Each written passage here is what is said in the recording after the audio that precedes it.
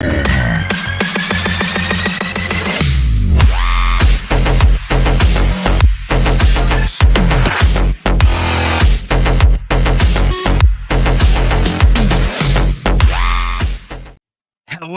and good morning, ladies and gentlemen. Welcome to this week's new episode of Breakfast with Boom. I'm your host, Mr. BoomStick XL, and my God, what a Game Awards. I mean, if you are into games, and well, I would imagine you are if you're here and you watched the Game Awards for nearly 4 hours, you were very, very happy. Everything was on display. I want to give an absolute public shout out and congratulations to Geoff Keighley on another very successful show. We're going to get into for the next 2 hours, folks, this is all we're covering. So get your, bacon, egg, and cheese on a roll, get your coffee. If you're on the other side of the world and it's it's getting closer to midnight, have that midnight snack. We're going to be breaking down mostly everything that happened. Specifically, we're going to get into why Xbox stole the show. If there were one takeaway out of everything that was a little bit disappointing for an awards show, it was the lack of time for the awardees to actually give a proper speech. I gotta say, and I you know what? Let me introduce everyone first, and I'm going to get into it because I have something to say about Christopher Judge, which I enjoy as an actor, but was very disappointed with his behavior last night. First of all, let's welcome in who's normally not here, but he's on vacation till next year. Hi, Hargi Chani. What's going on, brother? Good morning.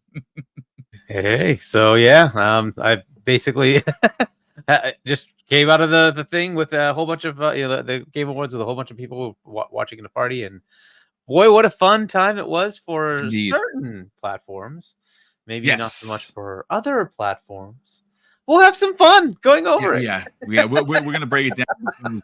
I'm going to be honest with you. I was a little surprised that Sony showed up with anything. I do want to, before we bring in the other guests here, I have to give credit to Sony because here's the thing, folks.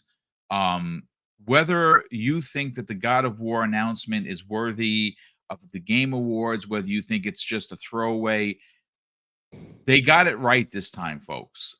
It is DLC, which is great for fantastic for Ragnarok, right? They are actually it is not your traditional 2018 and Ragnarok God of War. It is in regards to how you fight and the graphics and the storytelling, but it is a roguelite, meaning if you die, you have to start the whole board over again. I don't know if there's going to be, you have to run through the entire DLC, how long that is. But it's a different take. And that is pretty freaking cool. I'm not a roguelite kind of a guy, but that is pretty cool. That's a new element to God of War. So let's give credit where credit is due. But I want to take it a step further. Folks, it's free. Sony is actually giving something away for free. Can we just stop the presses for a second? Are we in Bizarro land? Because that doesn't happen. This has $10, $15, $20 DLC attachment written all over it, and they gave it away for free. So even though you may not like Sony, maybe it's not your brand, maybe God of War, you moved on since you were a teenager. I get all of that, but we do have to tip the Mohawk, at least because they did give it away free. And folks, it is going to be a different type of God of War experience for this DLC, which I think is pretty freaking cool. With that said, Dave, how you feeling, brother? I know you're feeling good. You're an Xbox guy through and through. I would say that, well, Xbox stole the show. World premiere. Yeah, no, it was great, man. It was a good show all the way around. I feel like it was nice that they sprinkled in a few awards during the show. That kind of made it relevant. Other than I think they should maybe emphasize just a little bit more on the awards and give them a little more breathing room than what they did. But boy, he had a lot of ads, and we did have a lot of Game Pass ads, which were nice. And there was definitely a consistent throughout the whole show of that. And I'm so excited to be here and talk about it today. Plus, I mean, look at the panel. This is awesome. Yeah. Well, great to have you here as always. And last and no way least, having his cup of coffee in his Dale Earnhardt Jr. mug, which, by the way, I met Dale Earnhardt Jr. while I was a police officer during an event. The guy is very, very soft spoken.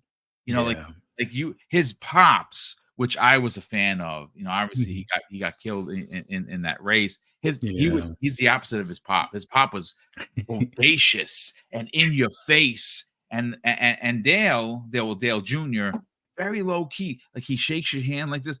Nice guy. Yeah. But good morning, kind sir. I bet you didn't know I knew about racing like that. How you feeling? I'm feeling great. That's awesome. Yeah, it's funny because I was at that Daytona 500 in 2001, and I actually met him. I missed a couple of chances to get my like miniature cars autographed and everything, and I got a chance to meet him on a happen chance where we were going through North Carolina after a race, and he was in his red truck, and I was getting gas in my Mustang at the time that I had, and my wife goes into the convenience store and is like, "I think that's Dale Jr." Oh, that's hilarious, dude. Oh my God, I love it. Yeah, so I didn't have my cars at the time to get signed, so I still got a signature on a napkin, shaked his hand, but I think he bumped his elbow on the door, and I'm like all scared. I'm like, I hope that doesn't hurt your chance at the next win for the race and stuff like that. But I love it. That's great. He was between him and Tony Stewart. Those were my two favorite drivers for the longest time, and I'm still watching NASCAR, but not as much since they retired. But it's just not the same. It's just not the same. Yeah, I agree. Listen, brother, glad to have you here. Quick thoughts. Obviously, we hung out for almost 4 hours yesterday on Mav's live stream. I don't really say much because I don't want to interrupt the people watching, and a lot of time I'm watching like a fan. But glad to have you here, man. Thank you for having me. This is going to be an awesome show. I can't wait to get into it. Yeah. So listen, folks, let's open up with what we listen. I'm going to play that. I'm going to roll this tape, folks, because damn, I mean, Hargeet, look, we have been asking for Senua Saga Hellblade 2 gameplay, and what we got just was first of all, the lead up into this was they had the orchestra or the band, and it was like out of the game. Because you'll actually see that scene in here where they're all in a circle. They got the torches, they're banging on the drums. Folks, look what's in front of you. This is, I mean, that looks like the actress. Like I thought, is it part real? Is it part game? That's the game, folks. That is why they bought Ninja Theory. That is why they have said, listen, you get it done when you get it done. This is going to be, I said it to Dave in the green room, folks. I think what we saw last night is a changing of the guard. I think Sony is going to politely and quietly bow out at some point of first place because they're just not going to be able to keep up. And this goes for the gaming media too. Hargeet, I think that we are at the cusp, especially knowing what I know that I can't say publicly, that I would not say publicly about what 2024 looks like. Sony is in trouble. And Microsoft, and if you are an Xbox fan, especially if you are an Xbox customer, you are going to be eating like a king. But let's keep it tight. Let's bring it back into what we see. Hargeet, this is what we were waiting for, and they delivered in spades, bro. Yeah, that first with that audio, like the orchestra thing was happening. I'm like, this is not usual. We don't usually see something for a game that hasn't come out yet. Like usually it's for stuff that's being awarded. What's going on? So you're like, there's definitely going to be, and Keighley mentioned it. Oh, it might be something that we're going to see about Hellblade. Okay, they're definitely going to talk about it. So the question is, what are we going to get? And yeah, the trailer was good. It actually showed good, combat, which is what we were looking for, right? So you get to see the combat, you get to see, dodging away from things, like, so it was showing a lot of it, plus some of the story elements, just like you normally get with a trailer. So it was pretty good. I liked it. It certainly got the point across. It was what we wanted. Unfortunately, it didn't give us an exact date. We have some rumblings in the background of when it might be coming. Yep. Assume first half, right? So rumblings that it's going to happen soon enough, but 2024 confirmed. Let's hope they don't screw that up. But yeah, so another big game that is in fact coming out, and that trailer did a pretty good job of showcasing it. Hopefully people realize that the game, the way they do it, they don't have like the buttons on the screen, so you don't it's a cinematic experience. Absolutely. Yeah, so there are no no how to play, prompts. Right. and it just kind of expects you to just do the things you need to do. It's not going to prompt you. It's kind of the opposite of the Sony. Hey, you should go over here. Hey, you should go over here. Hey, you should go over here. So that's just kind of the interface they have, right? So it looks pretty good, right? You're seeing some of the action right there. I hope it turns out to actually play well. And some people are gonna like this, some people are not. People have played the first one, some people didn't like it. It has some puzzle elements. Maybe that's gonna turn people off, but it is a good potential game for Xbox here, and it's coming out and hopefully first half of next year. So cool announcement. It was one of the first ones. But yeah, that was not the end. There was so much more. Well, I mean, listen, you gotta. I mean, if you think about it, Xbox opened up the show strong because the second announcement for an award went to Forza Motorsport, right, for accessibility, which by all means they should have won easily, simply because they if you saw the YouTube creator, I believe his name is Blind Steve. Is that what it is? Yeah, he's a big part, and he has been a big part of that community where they want to be included, and he played the game. He's legally blind, and that you can this is why when I look at game development, and I'm not specifically, this is not a console war thing, folks. I'm just doing a broader amazement for gaming as a whole, that these kind of things exist. This is a reality. This is why when you look at the Game Awards, I understand it's a big social hub, and we're there for the trailers, but I really appreciate, like, for instance, shout out to Larian, man. Larian Studios, you don't get a chance to really get in between the minutia of what comes to making these games. And the first gentleman, the voice actor, who did not get enough time up there, you could tell he was crazy emotional, as he should be.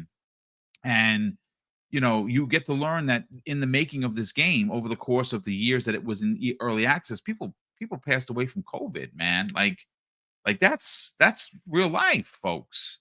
And and when you see something like a creator like Blind Steve, he's able to play a game, and he feels that he's a part of the community because of something that the team over at Turn 10 took their time to develop for. It's just a beautiful thing. Which, there you go, you got Blade on the screen over there, folks. I'm gonna I don't have a whole bunch of trailers set up, because you can't just keep it repeated. So I'm gonna just pause it, and we're gonna just let's see, what do we want to see next. We'll do the Jurassic Park. That was pretty good. But listen, before we bring Web Dave in, and you continue to watch the trailers, I'm going to read some super chats. We got a bunch of them. My brother's in the chat, and he has something funny he wanted me to ask. So he reminded me. He wanted me to ask this question to poll the public, if you will. 710 people here, and it's only 10:15. Thank you so much for checking out today's show. First of all, the first super chat of the day comes the way of Samurai S. And he says this after dropping an outstanding $20 super chat. I was kidding around about and being sarcastic with the Game of the Year super chat yesterday. And of course, no problem, brother.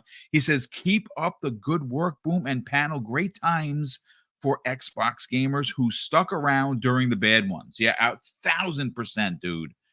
Neo Mental, my brother, he asked me what I was having for dinner yesterday. So I'll tell you folks, Mrs. Boom and I, we like pizza, right? So we usually wait for the end of the week. We have it once a week or once every other week. We don't have it a lot. So he asked, what'd you get on the pizza? I said, well, we got spinach and pepperoni. And he's like, you're a weirdo. What do you mean spinach? I'm like, yeah, we get fresh cut spinach, like sauteed spinach on the pizza. What's wrong with that? I mean, people eat pineapple pizza, which by the way is good. So he drops a $5 super chat and says, why don't you get your pepperoni and spinach pizza, you weirdo? That's my brother. Bold Alpha Wolfpack, generous friends of the program, drops an outstanding $5 super chat and says, shout out to you, Boom, for hanging out on Fun Speculations. I was hanging out with Mav last night and the guys. It was a lot of fun. And sharing your live intel moment.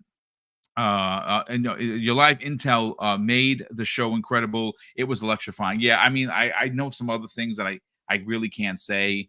Because my sources trusted me with this, and I don't want to. At some point, I'll talk about other things that I know when the time is right. But let me just, you know what? Let me just pause this for a second. Let me put it the last Sentinel. Let me just pause it, folks.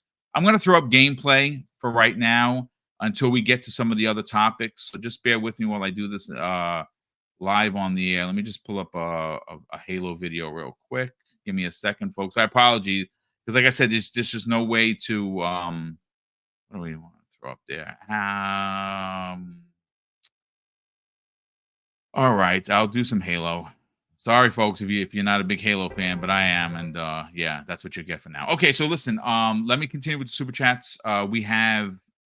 Dean Rivera. So, Dean, welcome to the program. Good morning, kind sir. He says this after dropping a $5 super chat. Why is Xbox not talking about Blade? Not even on their YouTube channel. Maybe because the FTC is using Bethesda as ammo for the appeal. They need this. Folks, look, here's the thing. I mean, we were going to get to it, but this show is going to be all over the place because it's just one of those shows that there are no notes, there are no scripts.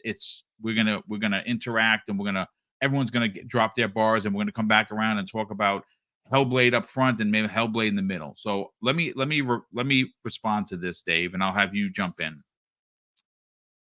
The FTC, as everyone knows, is trying to get a slam dunk out of the 9th District by trying to say that Judge Corley, who used the Minecraft analogy, meaning like, hey, listen, they can be trusted. Minecraft is everywhere, and it continues to go to more platforms as they become available. The FTC is trying to say, oh no, look, Starfield, Redfall exclusive. They can't be trusted, even though they honored the contracts for Deathloop and Tokyo Ghostwire Tokyo. That doesn't matter.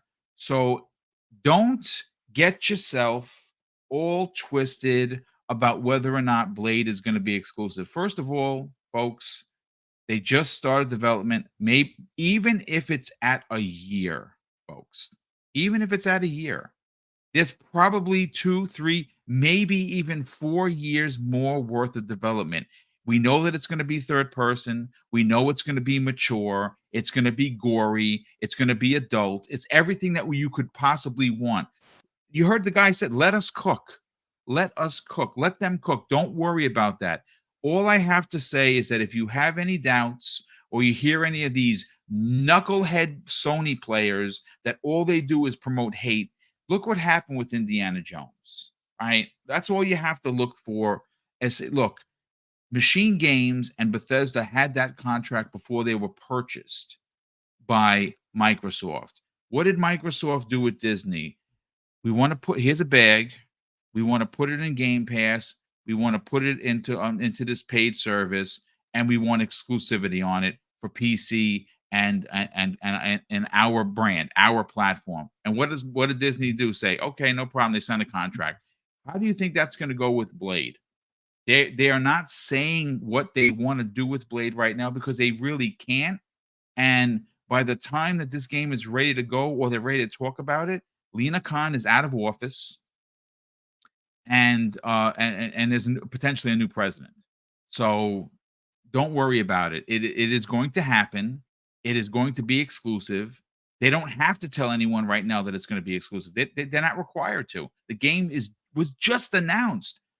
Dave, my biggest thing with a lot of folks is I kind of feel like sometimes Xbox can't have nice things. Like they're the only platform that can't have nice things. If it's Nintendo, red carpet. If it's Sony, red carpet plus an even more redder carpet down the road because they don't want to dirty their shoes. Xbox, mud. It's crazy to me that this continues. But you know what do you want to kind of respond to this Blade question? Well, I'll say that first of all, Microsoft has a superhero game. Hello, that's where you should focus. That's the we've exciting been banging part. this drum for how long? A long time, exactly. And dude, what a great character to bring in. That is action packed. What else is happening in a couple of years? Oh, I don't there's a know. Blade That would movie. be Academy Award winner for The Green Book, one of my favorite films of all time. Mahershala Ali is going to be Blade, so you can release a game and potentially a film. Who would have thunk it? Yeah. It's and so that's awesome, and it's going to be mature. They've made it that they've said it stretched it. Yes, third person over, kind of. So that's already, so that ticks a lot of boxes for Sony fan wannabes that are like, okay. So it's just, sorry, fuzzy laughing. But yeah, it's so he's this not is great. wrong, by the way. No. This is awesome that it's that we have this. So that's the exciting part. There's probably going to be a lot, and I mean a lot of speculation from quote unquote ponies, fanboys, whatever you want to call them, that are diehard. Sony is the only game service anything can be on.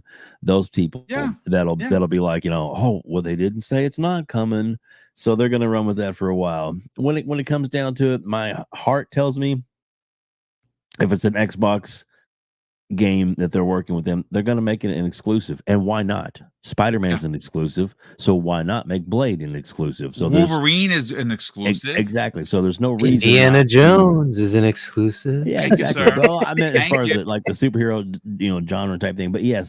So why not? So Microsoft can't have exclusives? No, screw that. Of course they can. So will it be an exclusive? I believe it will be, and I also believe it's going to be day and date in Game Pass. Because, me too. It makes because sense. Of course they'll throw it's the money. Arkane, right? They're absolutely going to do day-and-date Game Pass. Exactly. But just the people that are like, oh, they didn't say it, they didn't put it on their marketing. So what? I'm sure there's plenty of reasons why they didn't do it, and they don't really need to because they're Microsoft. It's fine. It's fine. Again, it's a double dog standard for gaming in the industry as we know it. Yes. Eventually, that's going to go away because even like the crooked media, which we know the gaming media is so driven by their shenanigans for Sony, they're going to eventually have to bend the knee, if you will. But what are you going to say, Hargeet? So I just want to point out that there are reasons to not put any platforms on there because the game is so far out. We don't know if it's going to be on the series consoles. We also don't know if Game Pass will still be called Game Pass. It may be called something totally different. We're probably looking at 4 or 5 years out. That's an eternity. At least, it is what it is, right? So I don't blame them for not putting anything there. It's like this could be a launch title for the next console, right? And let it be. That's awesome, right? Why not? But if it comes out before, cool. As we get closer, we'll get the platforms, right? I'm not surprised that it didn't have them, but I don't know why this is a controversy. Like if this was Nintendo, would anybody care? Would anybody actually question it? No. If this was PlayStation, would anybody question it? Is this coming Not to other even platforms? once. Come on. Yeah. The stupidity of having to question it when it's Xbox. Come on. Like, Yeah, it's going to be exclusive. We don't know if it's coming this gen or next. That's really the big question mark. And it's Yeah. it's a fantastic question. So so thank you so much for that, Hargeet, and of course, Web Dave. We'll come back to you in a hot second because I'm gonna finish super chats when we get right back to Hellblade because we got to. I'm not gonna move off of this until everyone drops their bars because Hellblade. Wow, I mean, it delivered more than I could possibly have imagined, and then some, and a bag of chips, if you will. We have Highlander 001. Wow, brother, he dropped another 5 double barrel gaming memberships, brother. That is very, very generous of you. Thank you so Very much. nice. He did Thank it you, sir. yesterday, and he has done it again. Highlander, you are the man, brother. Elemental PO, good friend of the program, drops an outstanding $10 super chat and says, first, glad to be here listening, Boom, and the gang. Second, what was up with that jab at yeah, we're gonna get into that because he's talking about Christopher Judge came up, and then instead of just being, because I like Chris, I think he did a great job as Kratos. I think that his speech last year was very memorable, even though it was long. But he won a big award, and you got to understand. Maybe you don't know this about him.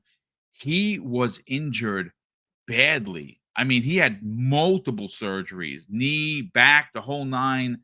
He didn't know he was going to be able to come back to this. So he was emotional last year because he made a monster comeback. Maybe you don't know that about the actor. I do. I follow him.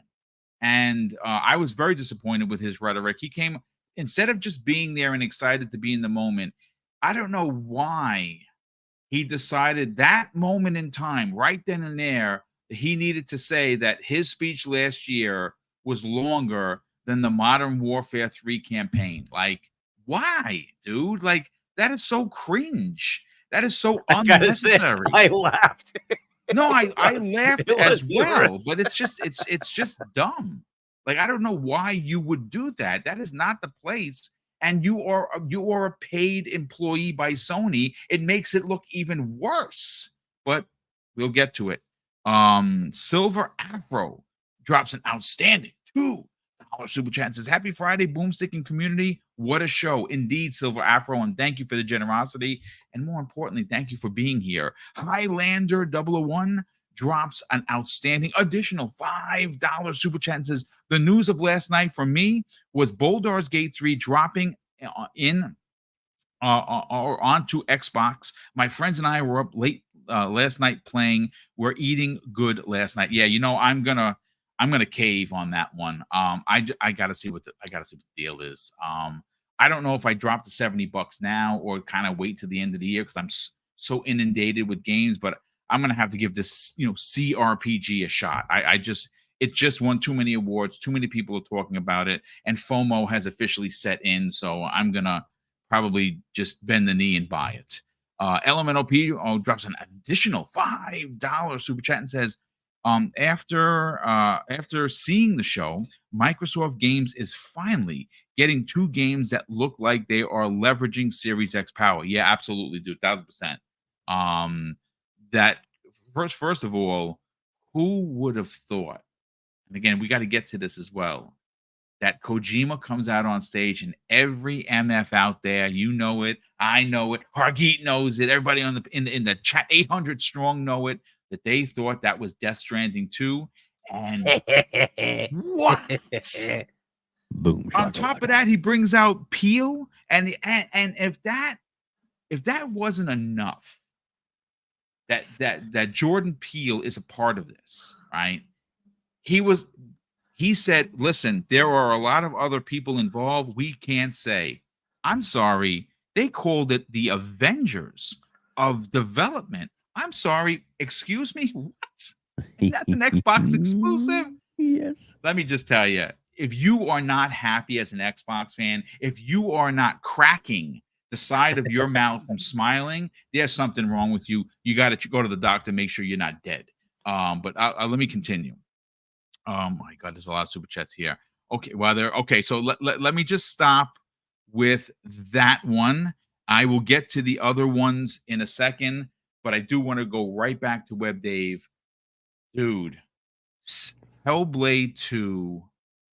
I don't. I mean, I know, and I think you know, and I think everybody that's here knows. Ninja Theory is the GOAT. Mhm. I mean, the original Hellblade, maybe you didn't like it because it was too many puzzles and you didn't understand them. I had to call Mrs. Boomstick in for a couple of puzzles. Like, I don't see, I'm here for an hour. You know, she comes in because she's Mrs. Tetris. And she's like, oh, you just do this and this and that. Oh, that's how it went. Well, thank you. Maybe she should play the game.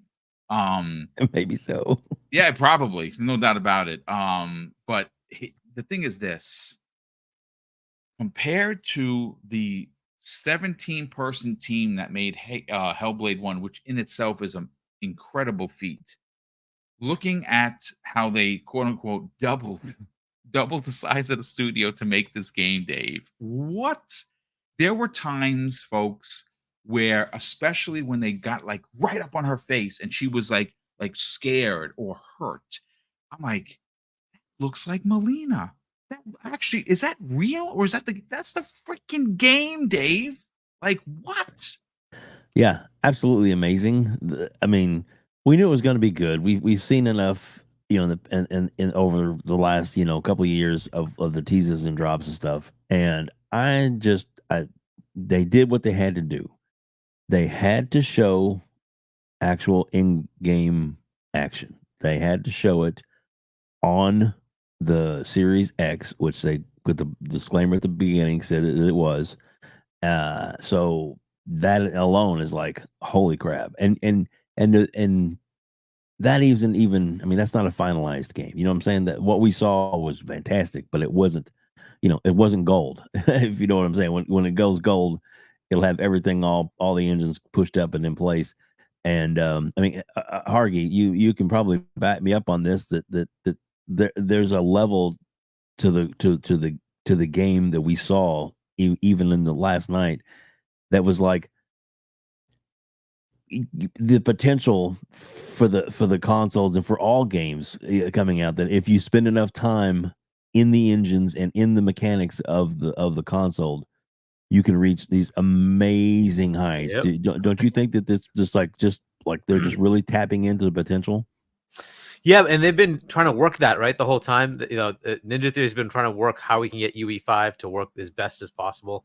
Now, was it them, or I think it was maybe the State of Decay team that was like trying to set up a UE team or something like that, right, to kind of help all the other developers. But Ninja Theory has definitely been trying to work out. Now, the cool thing with Ninja Theory is they didn't have a lot of people, so what they did was try to figure out how to make systems that would make their things work better. Yeah. And they've been trying to do that for this as well.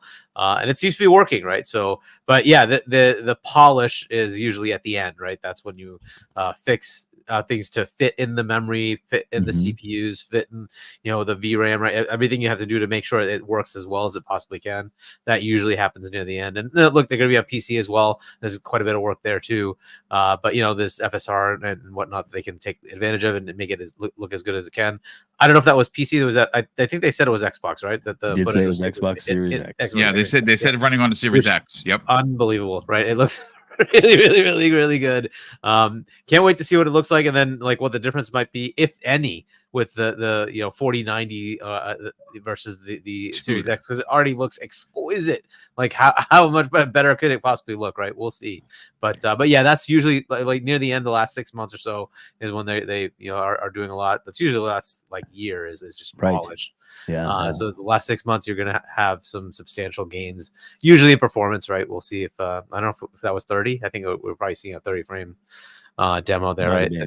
Yeah. So hopefully they get that to 60, and we'll see how that looks, right? So, but yeah, it was so amazing looking. There was, I just to me, it was like it just, it's what they needed to do, and they did it. They showed us everything, all those different complaints and haters, and we haven't seen this, and then it was that, and then the sound, the music, and just all that together.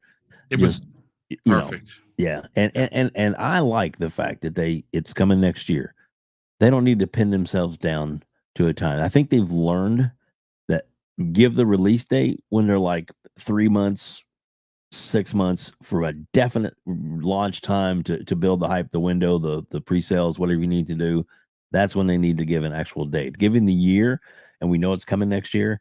It could come, Christmas of next year, or it could come June of next year. We don't know, but it's the possibilities are theirs to set up. From what we saw, it looks pretty damn polished. It looks pretty damn good there, but who knows? They may have some more ideas, and maybe one of the things to work on to finish it up is to get that 60 out of it. It's like, okay, cool. We've got all the bars set. Everything looks good. Now let's do what we need to do to make it the 60 frames per second consistent and lock it down at that. And then that would be just like probably a damn near perfect game if they do that, in my opinion. So yeah, I'm so excited and so glad and so happy for the team to really be able to, if there's any questions anybody had, I think they pretty much shut them up or smacked them in the face and said, sit down. So, yeah, I mean, I think that if you walked away with any criticism, then there's something wrong with you mentally. Like, I'm not even being funny. Like, you have really taken console war to a level that maybe you just need to kind of sit down with somebody, because and I'm being serious. Like, some people take these console wars so serious. Oh yeah, that they get physically ill over it. Don't do that, man. It's just games, folks. Please. And I really mean this, especially in this, as we get closer to the holidays, sometimes the holidays become a real lonely place. And I want to pause the show for a second and say, listen, if you are having trouble out there, folks, please do not hesitate to ask for help. There are there are helplines everywhere. And something, like, my DMs are always open. If you need to talk, hit me up. Drop a message in there. We'll have a conversation. And like I said, this is where I'm being, like, for real. I did this for a living as a police officer. I extend that even outside of the uniform to to the way I deal with the community. And my door is always open. So, like, please don't allow something like video games to kind of vex you in a way where you're going to do something that you're going to regret. And I'll end it there, and we'll get right back into games, because I see some people, it's actually spooky how serious it is. And look, if you're not an Xbox fan, I hear you. I mean, that's you can like what you like. But listen, let's bring in Fuzzy Belvedere, and let's get right back into gaming. Fuzzy, wow. I mean, if there was a trailer or a moment in time that I kind of feel is like, I still think that the shift that I was talking about in the opening has already started. Yeah. Starfield, Motorsport, the Hi-Fi Rush. I mean, all of those games are bangers. Yeah. Now, maybe not every one of those games are for you. Maybe that's not your genre. I hear you. But at the same time, I think that I think we can equate easily that this is where the turning of the tide has started. Looking at Hellblade, obviously, if you're a fan of this show, I would imagine that you have to be a fan of the Iron Lords. And of course, Lord Cognito, who has been for quite some time, #just1. This is it, folks. And I think we're going to get way more than just one, but talk about a way to set the mood for the Game Awards, Fuzzy. Wow. I mean, we could start with just like what you guys had mentioned earlier, as far as like how they did the intro with the orchestra, and having that the music set the tone, and then it, just blends right into the gameplay, and having that music still continue throughout that gameplay, especially during the combat. And I guess the biggest thing is you can tell they've been hearing the calls from the community as far as for showing of combat. You got the combat that you've been asking for, and you see that it's going to be a variety of different weapons, whether it's a long sword, short sword, dual axe, or dual wielding axes kind of thing. There's going to be a lot more variety, it appears, as far as not just the attacks, but also the finishing moves. And you see some of the stuff carry over, like her pouch where it lights up. And I guess they didn't get enough of a build up to do like a super or something like that. But the combat, I always loved the combat from the first one. So seeing a lot of the aspects just with more improvement and more variety was all that I could hope for as far as for that. But I think the only thing like out of the prediction that I was saying when it came to Hellblade appearing there was that maybe they show a date for the developer direct at the end, but just showing that it's 2024 is good enough. But I was kind of figuring like maybe we get a little bit more insight that January, February we get a dev direct type of thing, and it's like, man, this might be within the next couple of months kind of thing, or at some point this year or the coming year. But man, this is the game that people dropped their jaws when they saw it announced, a couple of, award shows ago, the same time when the Series X was announced. And now we see another game because I'm going to say for me, Forza definitely pushes the hardware.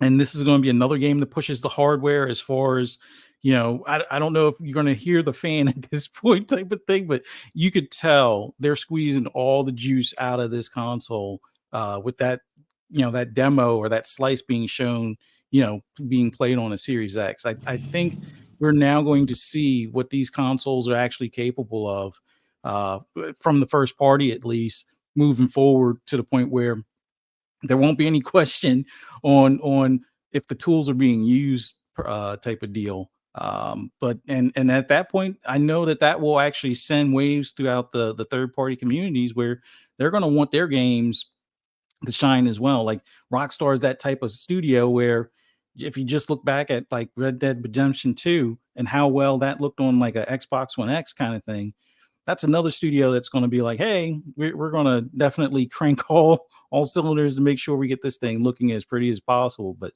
man, it definitely gets us to a point between Kojima's game and Ninja Theory where faces and usually the hardest aspect of the face being the eyes to make them look like a living thing.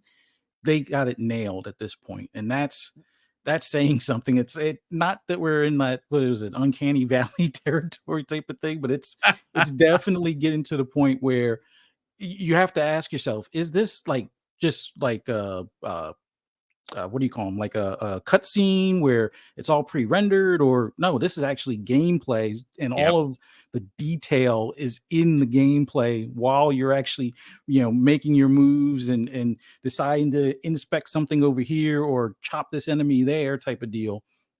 That's a big step forward in the difference. The brutality in the kills was why this game was rated M for mature in Australia. Like when she stuck the sword in and she like and she's ripping it out. Like, what? Oh my god, I can't believe what I'm seeing. So this one guy's head. It's like this thing. It's gonna be something special. This is going to be a console seller. If let's just say if you didn't hop on board at the time when you saw Starfield or when you saw Forza, I think this will be the one where you're not going to want to pass up what the visuals from this game or the action and combat from this game. So this is one of many console sellers that Xbox Studios is going to be churning out here pretty quickly. So yeah, it was just awesome to see it. Glad they made that appearance. It will probably be its final appearance pre-release. And hopefully it's in. No, I think they would have a direct. Don't you think? Don't you think they'll have a direct? I think the direct is. Personally, I think the direct is going to happen in February. I think we're going to get some sort of announcement in January for it. But I think I'm again just some of the things that I do know. I think there's going to be several directs next year. Because what they saw the engagement of they saw the engagement of the Starfield direct, right? Like that was real positive buzz. We got a chance to really see behind the scenes. We got a real in-depth of what we could expect as Xbox gamers. And I have a couple of things that I really can't mention, but all I can basically say is that if you are an Xbox fan, you are going to be incredibly surprised how loaded next year is. It's going to be something. It's going to be fun, right? Special. Yeah, it's going to be a lot. One thing to go further with what you said, Fuzzy, is like, this is one of the system sellers. You're right. I know people are like, I'm buying an Xbox because of that game. Yep, right? Me too. I actually know 3 of them, actually. But it's going to be even more interesting as the massive number of games just keeps growing. At some point, you just break down and say, all right, there's enough games over there now.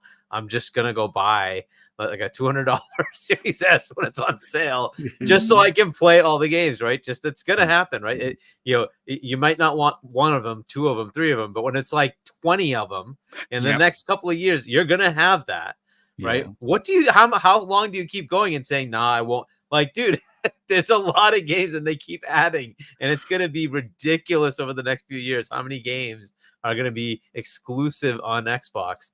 It's the roadmap's crazy. So it's gonna be hard for them to just keep passing up, right? That's usually what ends up happening. Hey, this console now has that many things I can't get anywhere else. I'm just gonna go ahead and just buy it. I think that will indeed increase their sales of consoles. We'll see, but it's content. It's always been that. It's not one game. It's not two games. One or two games will increase like a little bit. But once you get to like 15, 20, 30 games, like, I can't ignore the console anymore. I gotta go I mean, the best way to equate that is to look at how you can compare it to, like, for instance, Netflix. Like, Netflix really saw its growth with something like Stranger Things. Like, that came in, that hit like a hurricane, right? And what started happening is people were hanging around because of season 2.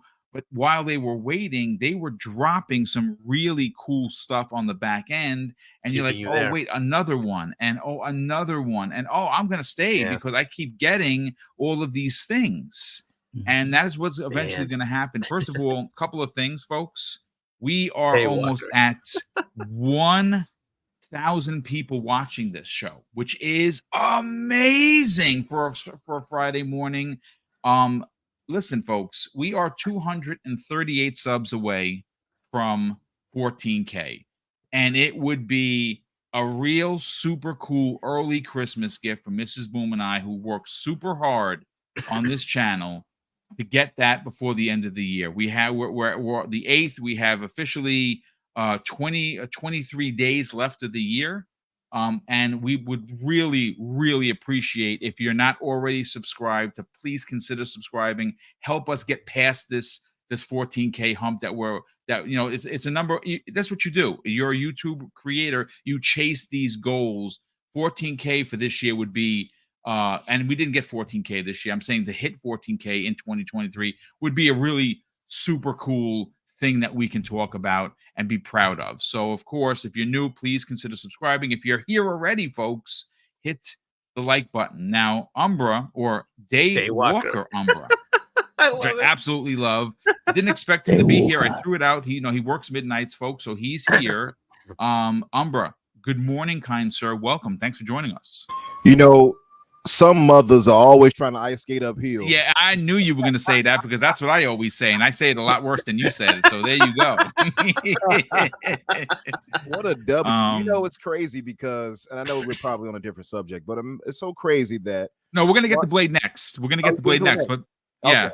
Okay. Yeah. So real quick, before I want to bring you, because I want to get your Hellblade conversation with you, but I got to catch on the super chats because they have I've been inundated with them, and I don't want to wait to the end because it's not fair for people that donate. So give me a second. Let me catch up on some of the super chats, and I'm not going to get to all of them, but I'm going to get to most of them, and I'll follow after we get to another topic. First of all, JT Koo in the chat drops an outstanding $20 super chat and says, "Good morning," or "Great morning, panel. Xbox just keeps pulling out these great surprises for us, huh?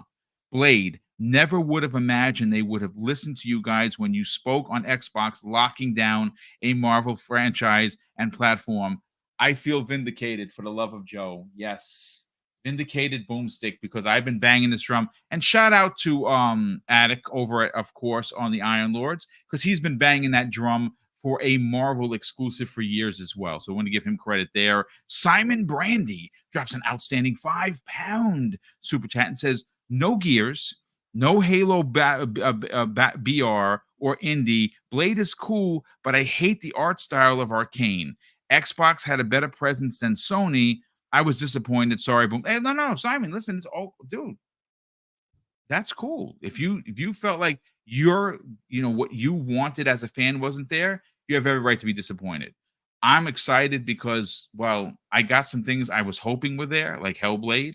I really wanted to get an update on Kojima's stuff. I did not think for a second that he would show up there. But also, we got the Blade thing, which like I'm through the roof because I'm a huge Blade fan. I'm a I'm not, I mean, I'm obviously a fan of the Wesley Snipes version, but I really want to see what they're going to do with Mahershala Ali. I think he's going to make an amazing Blade as well. Jax82 drops an outstanding $5 super chat and says, I don't want to hear Xbox doesn't deliver ever again. Xbox is number one. Third place Xbox is in the past, not listening to anyone talk down on Xbox again. And as you shouldn't. There's a changing of the guard. It's happening right in front of us. People don't want to admit it because they're afraid of change. It's perfectly okay. Keep pretending that it's not happening, but it's happening. We also have a couple of Boom. If you think about it, like look at all the articles now. They're not poo-pooing Xbox right now. They're not poo-pooing. There's been quite a few very positive things. So you're gonna see the turning of the tides happening. It's a big ship. It takes a minute to kind of turn this thing. That's what happens when you don't have anything to hold over us with PlayStation side of things. Indeed, they didn't win anything, so they don't have that to use against this. And Spider-Man, that's the other thing. We're gonna be here for a minute, folks. So get ready because Spider-Man, 7 noms, 0 awards. That's crazy and well deserved too. Oh, sorry. No, that's fine. Yeah, be slanderous. It's perfectly fine. We have a couple of I'll add the other part. Well deserved. They got the award for the TV series. The cinematic games. They just finally accepted the fact that you don't have to bother hitting triangle or square. Just watch it. Just watch it. Just watch it. I love it. A couple of channel member chats here. First of all, Son of Skyrim 75, who's been a channel member for 4 months, says white pizza with spinach, Roma tomatoes, and broccoli is awesome. Listen, I would try that pizza. That sounds delicious. I'm not going to front. My brother Neo Mental is probably cursing the hell out of me right now because he once loaded up with meat everything like we did when we were kids. I can't eat like that anymore, so I got to have some greens on my pizza. Sorry, bro. Black Helmet Man drops, who's been a channel member, folks, for 27 months. Brother, that is very kind of you. He says, are the ponies crying that Xbox won 3 awards while the Amazing Spider-Man and the rest of PlayStation got 0? Well, Gaz, I think that Hargeet might know that man. Mr. Septic Sauce says it's quite. What did he say this morning? It's quiet in the stables.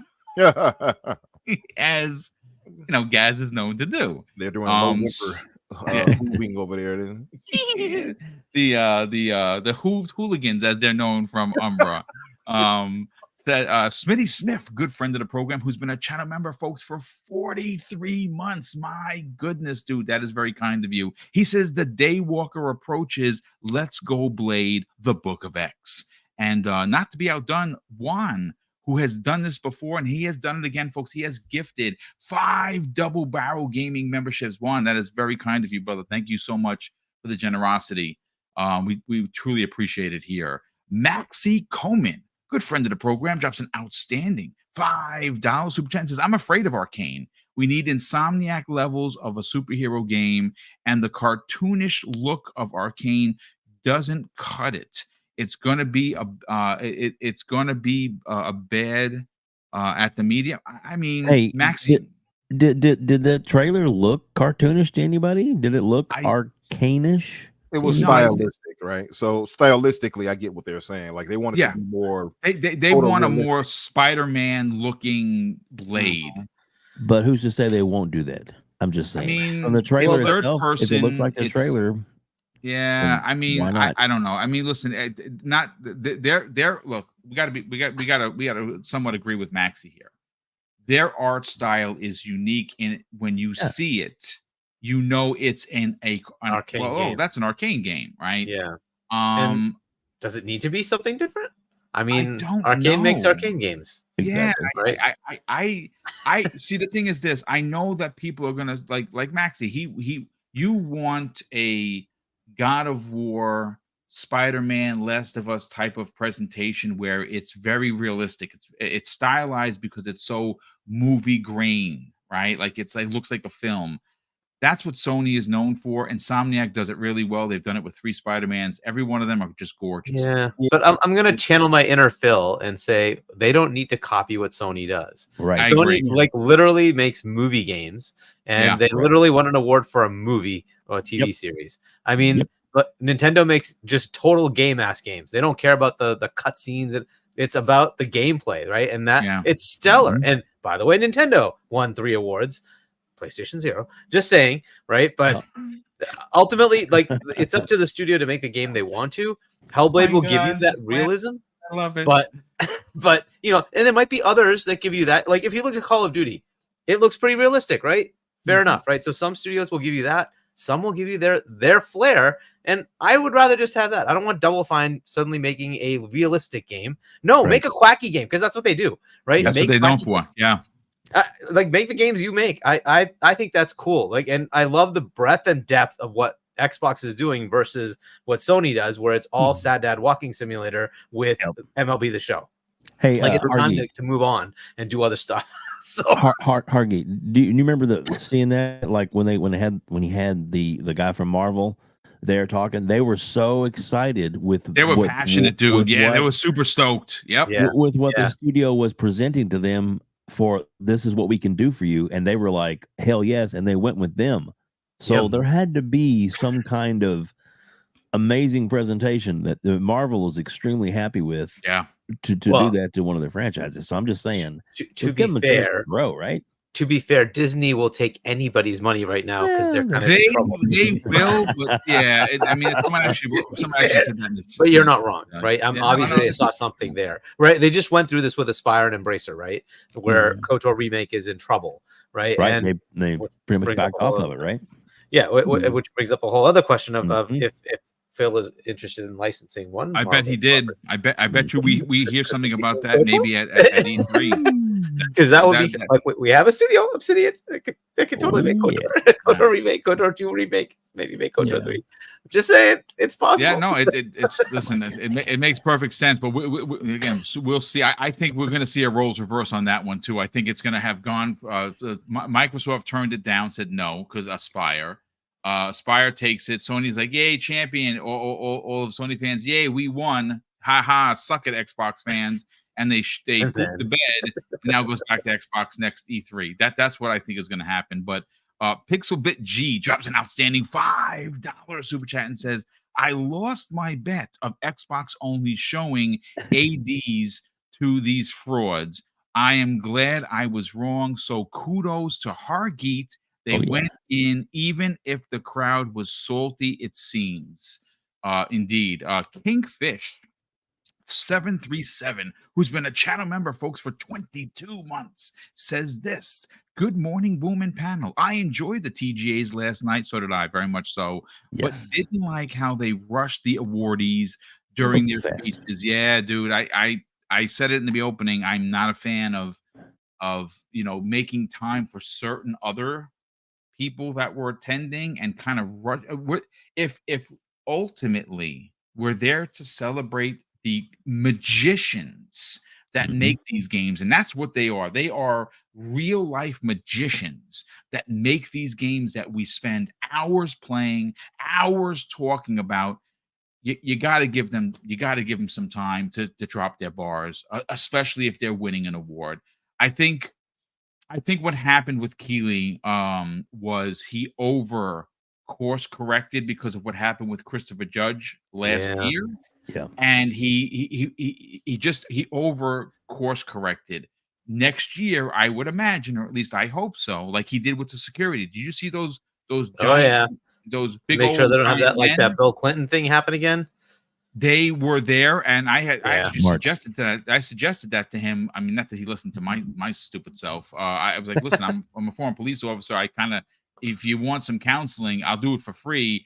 This cannot happen again because it's unsafe for you specifically, but unsafe to the people that are making these awards. It's a scary situation to have someone rush the stage. I mean, it's this is why like for instance in the 96 World Series, I was in plain clothes in the press box during one of the Yankee games. I was there in overtime. It was amazing. I met Darryl Strawberry, freaking crazy, but I was there to make sure that no one jump, because the press box is low, so you can literally just jump on the field. You're there to protect the people. I was there with a bunch of other police officers in plain clothes to do just that. So if anyone rushed onto the thing, We cuff them quick, get them out, and it's no one's hurt.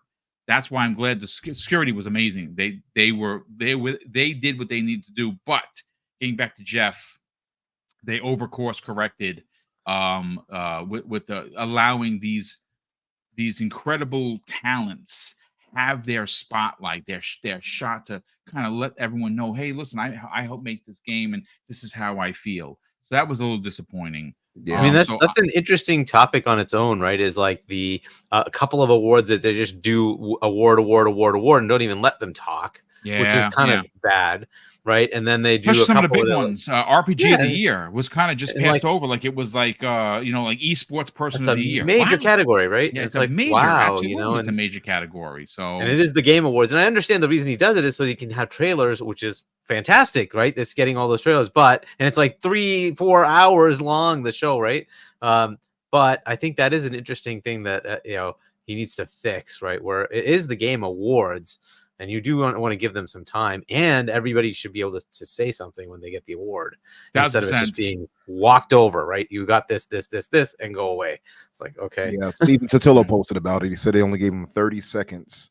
30 that's not long. Wrap it up sign, and it'll start flashing after that. Like, yeah, all right, it's like, come on now. It's not good enough. Umber, let's bring you into the conversation, brother. We were talking Hellblade. I got to get your hot take on this. Wow, I mean, what a trailer! It's everything that we've been asking for as fans. What are your thoughts, man?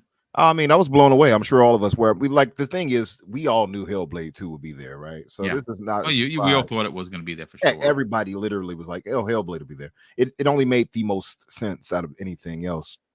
It's interesting though, because one of the things we all wanted to see was combat, and we saw some of that, And I, by the way, made a friendly wager, if you will, against Risky for the Biscuit for our knees, and I'm taking his left kneecap tonight on the show. He tried to debate against it after I got him. He's like, "Oh, well, they didn't really show combat. I didn't really see any." That they did 100%. They did. He saw it. He didn't like being wrong. He's a proud man. Yeah, you giving those. Well, I'm going to be there today, so we're definitely taking those knees. That's right. Teamwork makes the dream work. That's it, Hardy. Yeah, he said you get the left, I get the right, and he's hobbling out of here. Right. His man gonna be crawling on them hubs and nubs, or rather.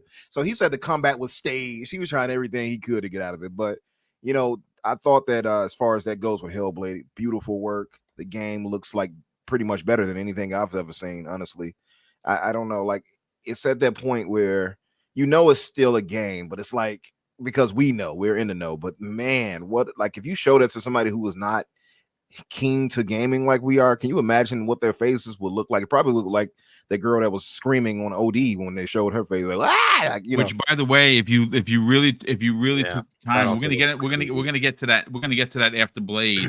Folks, this show might go into a little bit of overtime, so if you like gaming talk, kind of hang out a bit. And by the way, we broke 1,000 people here just a moment ago. Crazy. If you looked into her eyes, you saw the door opening up when she screamed. I was like, "Oh my God, is that a door opening her eyes?" I was like so into what she looked like. I was wondering. Speaking of that, was that like actual pre-render stuff that they did? Or supposedly that's the graphics, dude. That's not real life. That's like that's the game. Yeah, that's her rendered. So I'm wondering how the cloud part plays into that, but I guess we'll get to it. Listen, I'm not a technical guy by any stretch of the truth. From what I understand is the fact that it's going to be using the cloud is going to do a lot of the heavy lifting for what you're going to see on the screen. I mean, again, I don't quote me on this because I'm a technical boo, but that's how it was explained to me. Is that the cloud is going to do a lot of the heavy lifting that needs to be done to render what you saw. So the cloud will actually come in the clutch and what we expected Crackdown to do way back. Yes. Isn't that something? How far have we come? Yeah, that whole thing was so disappointing. The team that was supposed to use all that tech took the tech with them when they were bought. I don't remember if it was Amazon or Tencent or somebody bought them, and then I think it was Epic bought them. Epic Games, Epic Games bought them, and they just totally reneged on their contract. Licensed it out is what they should have done and spent the money, but they didn't. So that's impressive, though. That's so disappointing. Whatever. But as far as Hellblade, I think they showed what we needed to see. Like all we wanted was combat. Like that was the biggest thing. We knew the game was going to be drop dead gorgeous. We know that they're going to have crazy atmospheric, storytelling as far as sound and everything, and the visuals, creepy looking and, depressed and all that. So all of that came through no problem. We just needed to see combat, and it was reminiscent of the first game in some ways. But I thought it was pretty brutal from what we saw, her stabbing people through the neck and through the stomach and stuff. Like, it looked really good. So I'm excited as hell for that. I think a lot of people, well, not a lot, some people were kind of concerned troll about, they didn't show a release date. I'm like, I said 2024. That's all I need to know.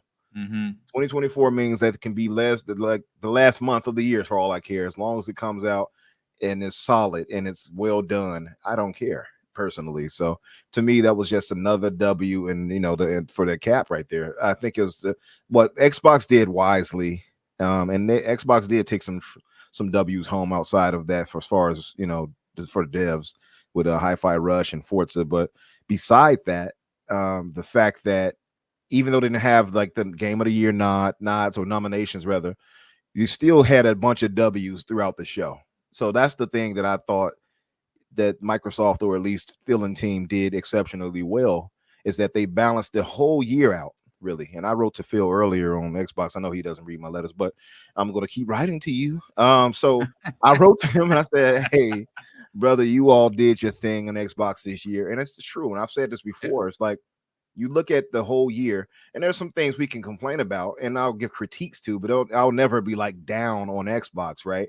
And this was a W here all around the year because they had shows planned out for literally from the beginning of the year all the way till now. Like, they spaced it out properly and showed us a lot of things. And I mean, Blade could have easily been shown during their summer showcase, but they kept that to now. That's crazy to keep something that big, under wraps until now. Now I don't know how long it didn't leak is. Yeah, I'm surprised by that too. I'm surprised it didn't leak. Although I did see some people posting Blade. I wrote them off though. I saw some people like posting like gifs of Blade and such on Twitter. I was like, nah, that's wishful thinking, because we had all been saying that. We all been saying, oh, we like to get a Blade game, a Spawn game. We've all been saying it, have we not? Like, they need to get this superhero game with Lord Cognito continuously to need just one. +1. Yep. So we've all been saying it. So to finally see that pop off, when I'm looking at the guy at the barber, I'm like, okay, a black barber. Okay, I see him. Fade the brother up, and then I see the teeth. I'm like, wait a minute, is that Blade? I know that's not who I think it is. The minute he cut himself and he was like this, he kind of like put it on his thing. He's like, I don't bite. I'm like, oh my.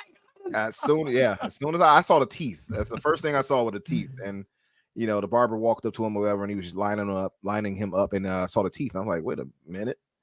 No, that's not what that can't be. This is Xbox. Xbox doesn't do these kind of things. Oh my god, it's true. But we were in the middle of tax season. How is this possible? Impossible. But no, man, I was just blown away to see that. I do understand though, and I know I'm kind of going overboard here with talking. I don't want to give you guys a second to talk, but I was blown away by that. But I will acknowledge the people who say they didn't care for that art style, because it's Arkane. They have a certain art style. They do. I get what they mean by that. But I think though, the proof has to be in the pudding. We have to see what they do with this.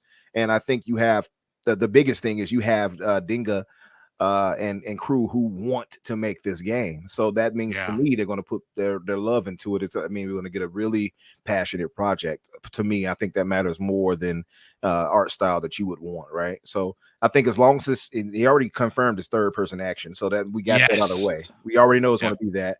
I'm sure they're going to have some crazy abilities and stuff, because you look at Dishonored, you can see the stuff you do on there. So I imagine they're going to go all out when it comes to that.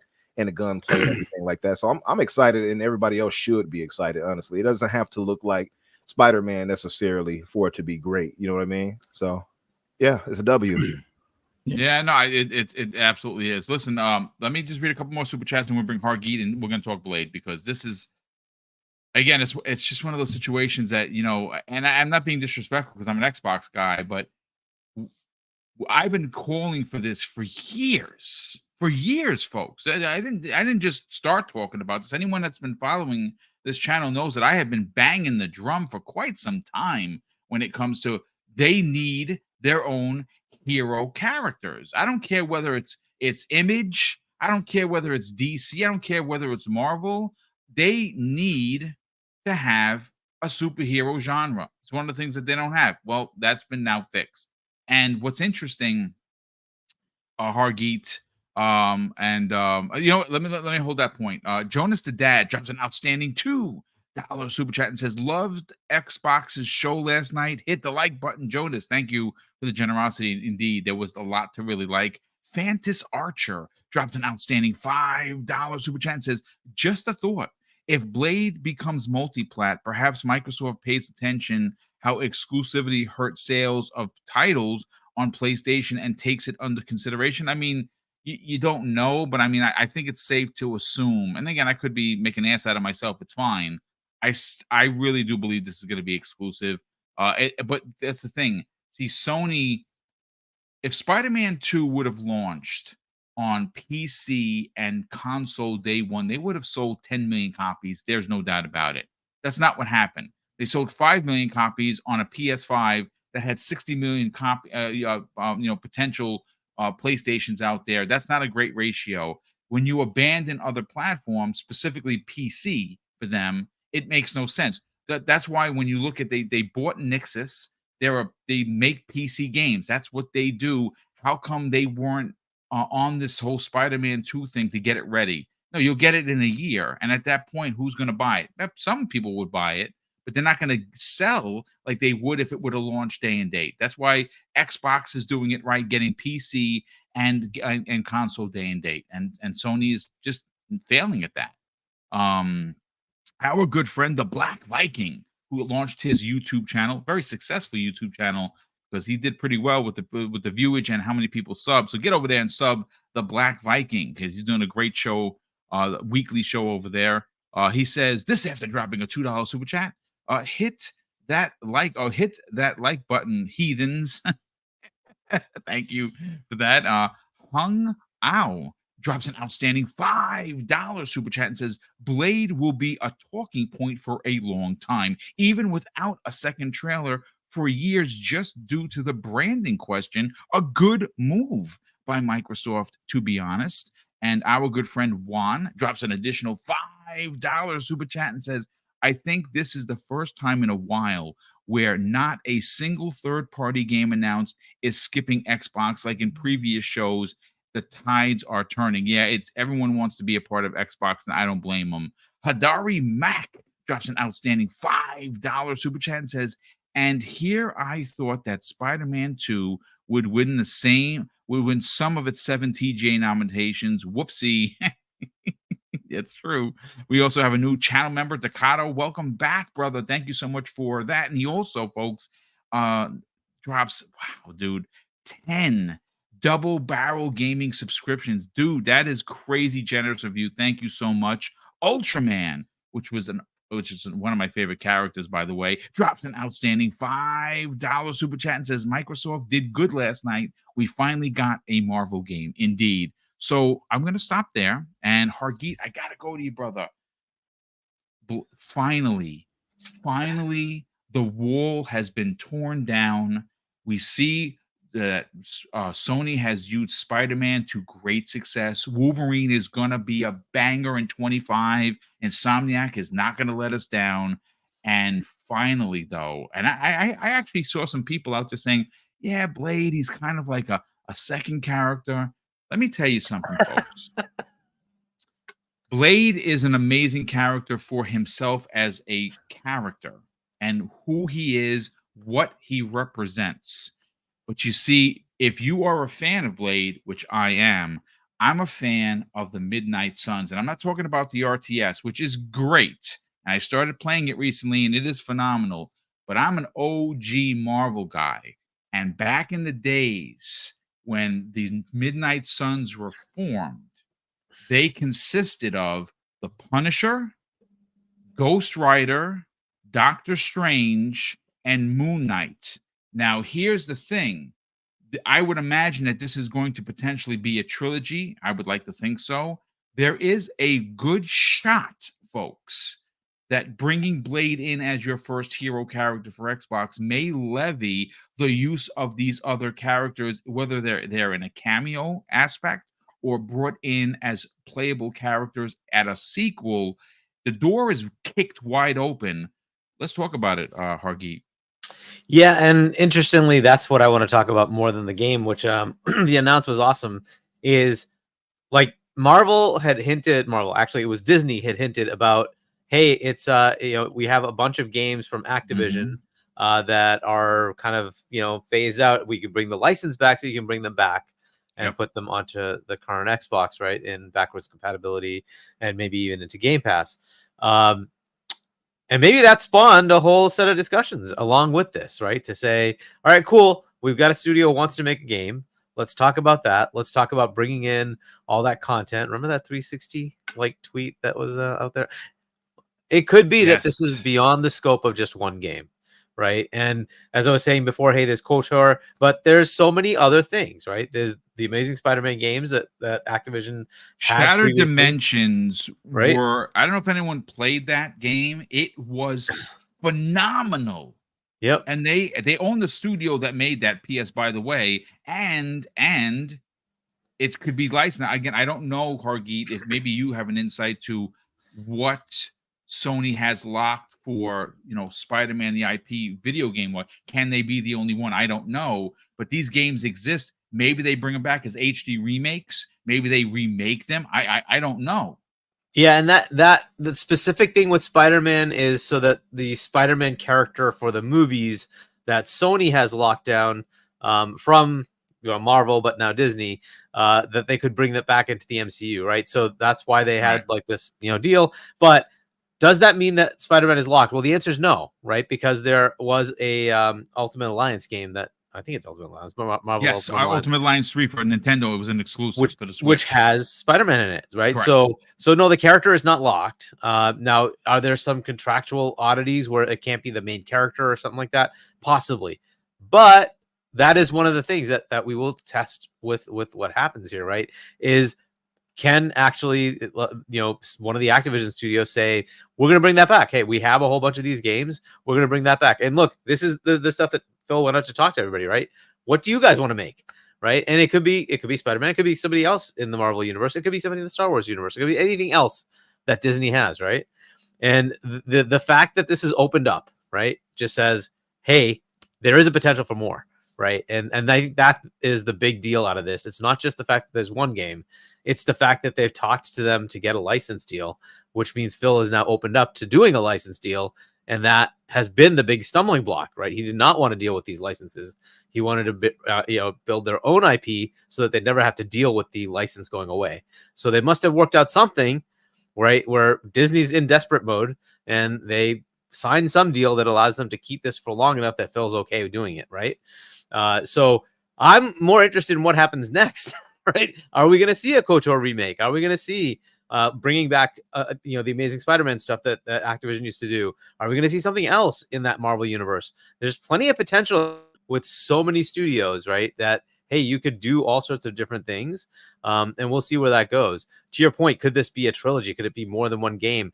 Well, it's up to sort of Arkane to figure out what they want to do. Now, Redfall being the big stumble, interestingly enough, did introduce you to a vampire environment in a sort of Arkane style, right? And they can sort of borrow some of that, I suppose, right? But I actually like the idea of Blade being done by Arkane because they have those like little quirky powers, right? And that's exactly what you would kind of expect with Blade. He kind of can kind of jump over there and then like stealth kill, and right, those are the kind of things he does, right? So it's like this is kind of a cool potential. We'll see what they do with it, and I'll trust them. They generally have done pretty well, except for that Redfall. I've liked their games. Some people are hit or miss with Arkane. Outside of Redfall, I've liked their games, so I'm looking forward to it. I think it's a good potential game for me. I like the potential for this, but I'm really looking forward to what is the potential for licensing going forward, right? Because that could go beyond Marvel, it could go beyond Disney. There's certainly stuff with Disney. There's plenty of licenses there, but there's plenty of licenses elsewhere too. And could we be looking at other things coming over? And lots of studios that want to make games, Jones, right? And now they got Blade. So I think that the lid's out, lids off the top. So why not? Right. And so hopefully we're going to get a whole bunch of games into Game Pass, because that was one of the stumbling blocks, right? And backwards compatibility was licensing. And if that licensing is being resolved, that means some older games should now be in backwards compatibility, and some of them are going to be owned by Xbox, and they can put them into Game Pass. So that alone is kind of cool. By the way, we didn't get any of those, which was kind of interesting. No ABK drops, right? I was hoping to get something. We did not get any of that. But yeah, so I'm happy with the over announce. yet, sir. The year This is not true. over This yet. is true. There's so and with Xbox, it's just constant. The news drops are going to be constant, right? But yeah, so I was happy with the announce. I kind of recognized it pretty much right up front when I saw it. I'm like, Arkane, oh boy, here we go, right? So yeah, so like it looks stylistically like what I would expect from Arkane, but it looks like it. And yeah, in the movies we had his sidekick, right, was the old white dude, and I can't remember his name. Something Hessler? Whistler. Whistler. Yes. So I don't know if yes. that barber is kind of playing that role, or if it's just a side character somewhere else. But so I don't know. That could be an interesting dynamic, right? We might see more of that character being the sidekick for him, but we'll see. But yeah, so that is just a teaser. I expect that to be like 5 years plus out. And I hope they just take their time. And at this point, we don't need it to be anytime sooner because of the ridiculous amount of games that are coming out for Xbox. So they can take their time, make it the game they want to make it, which is why I don't think they announced platforms. I think it's going to be like next gen. Could you imagine if it's a launch title for the next Xbox? Elder Scrolls 6, this, a major new COD or something. They're going to have some pretty cool. And the way it's looking, unfortunately, I think Halo's next big campaign is also going to be a launch for. It is. Console. Yeah, I saw that, and I'm like, look, I mean, I'm sure that that Kay Asante is also disappointed like me, but I can't front. The multiplayer has been so good that it has. I haven't forgotten about the single player, folks. I understand. I'm a single player. I really want more. I want more. But I ultimately think they're gonna refine this. The multiplayer. This is obviously season 5 you're seeing in front of you, and it's brilliant. Yeah. It's absolutely freaking brilliant. But yeah, so that's what I'm thinking. This is going to be a launch title. Blade is going to be a launch title with, or launch window, whatever the first 6 months. It's going to be a launch window title for the next gen console. But yeah, so and what the heck, this is a very interesting thing to showcase. I think the side benefits of all this, and I don't know if you want to get into that later, is I'm starting to see a shift. The last few weeks after we started complaining about this whole Xbox tax, I'm starting to see the industry finally look at. Yeah, Sony has had a terrible year, and you need to start calling out all the little shit that's happening. And they're starting to do it, right? You're starting to see it. And I haven't seen negative articles yet about, how Xbox had a terrible showing or anything like that. They're not doing that. Like the showing of Xbox's stuff is being praised by everybody, which is awesome, right? So about time. Yeah, exactly. That's all we wanted was a level playing field. If there's something to criticize, fine, but criticize everybody. If you're gonna, say this is cool on this side, then say something cool about the other side too. So, but that's looking good. And that is gonna start switching for the gamers too. At some point, you just have to see how many games are coming, right? What things are coming on the other platforms, right? There's gonna be a big enthusiasm thing for a whole new console for Nintendo next year. There is potential for a PS5 Pro, but what's coming with it? And exactly, if they don't, I was expecting that Kojima game to be not OD, the Xbox one, because I figured that's years out. It's probably going to be Death Stranding 2, right? It's going to be something to showcase. Hey, that's coming this year, 2024, right?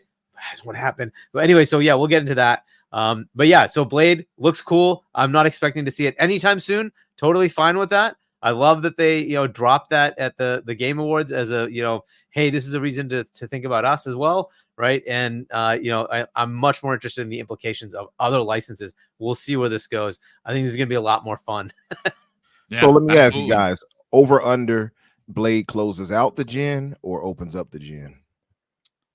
I don't know, man. I mean, I think it's a possibility to open up the. I think it'll be like Halo Infinite, right? It's a cross-gen game. But it will be like a next gen game. Do you know what I mean? Yeah.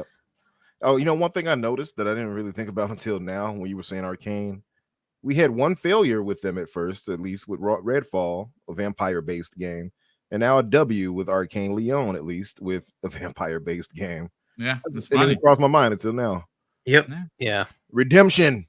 Yes. Indeed, Yeah. redemption. Web Dave, let's bring you in on the conversation, brother. We're talking Blade. Thoughts, theories. I mean, it's an amazing franchise. It's they have a superhero game finally. That's probably the biggest takeaway because so many people have been wanting that, and then the looks of it were amazing. Just absolutely, I don't know. It's just it really good set the tone, the simpleness, and then the quick little cuts when he's like pulling his jacket open and getting out his, it's like, dude, they're gonna have so much fun with this game. And like I said before, the enthusiasm on just the Marvel guy's face when he was talking about the presentation that they presented to them, and that they are going to, and then even the guy from the studio saying, let us cook, and it's gonna be good. There's a lot of people that wanted a lot of different, people talked about, maybe they could get Daredevil, they could get this or that, and that's cool. Yeah. Exactly. All would have been good. But Blade really ticks a lot of boxes, and it's a mature game. It's going to be mature because he's very violent, and based off the comics, and that's the kind of game we need, man. We need this kind of game to appease a lot of different people. A lot of people that are saying, well, they don't have this, they don't have this. Well, they're going to have this, and when they do, hold on to your hats. Be careful what you wish for, because that just might mean the competition is going to have to step it up, because I think it's the potential is there to be a fantastic Marvel game, Blade game, Xbox first party game. So it's just exciting. No, absolutely. No doubt about that. Listen, before we bring in Fuzzy Bovedy, I got to catch up on Super Chats. Patman Jones, generous friend of the program, drops an outstanding $10 Super Chat and says, if Blade is in early development, Xbox should be on the phone with Wesley Snipes to do the voice acting.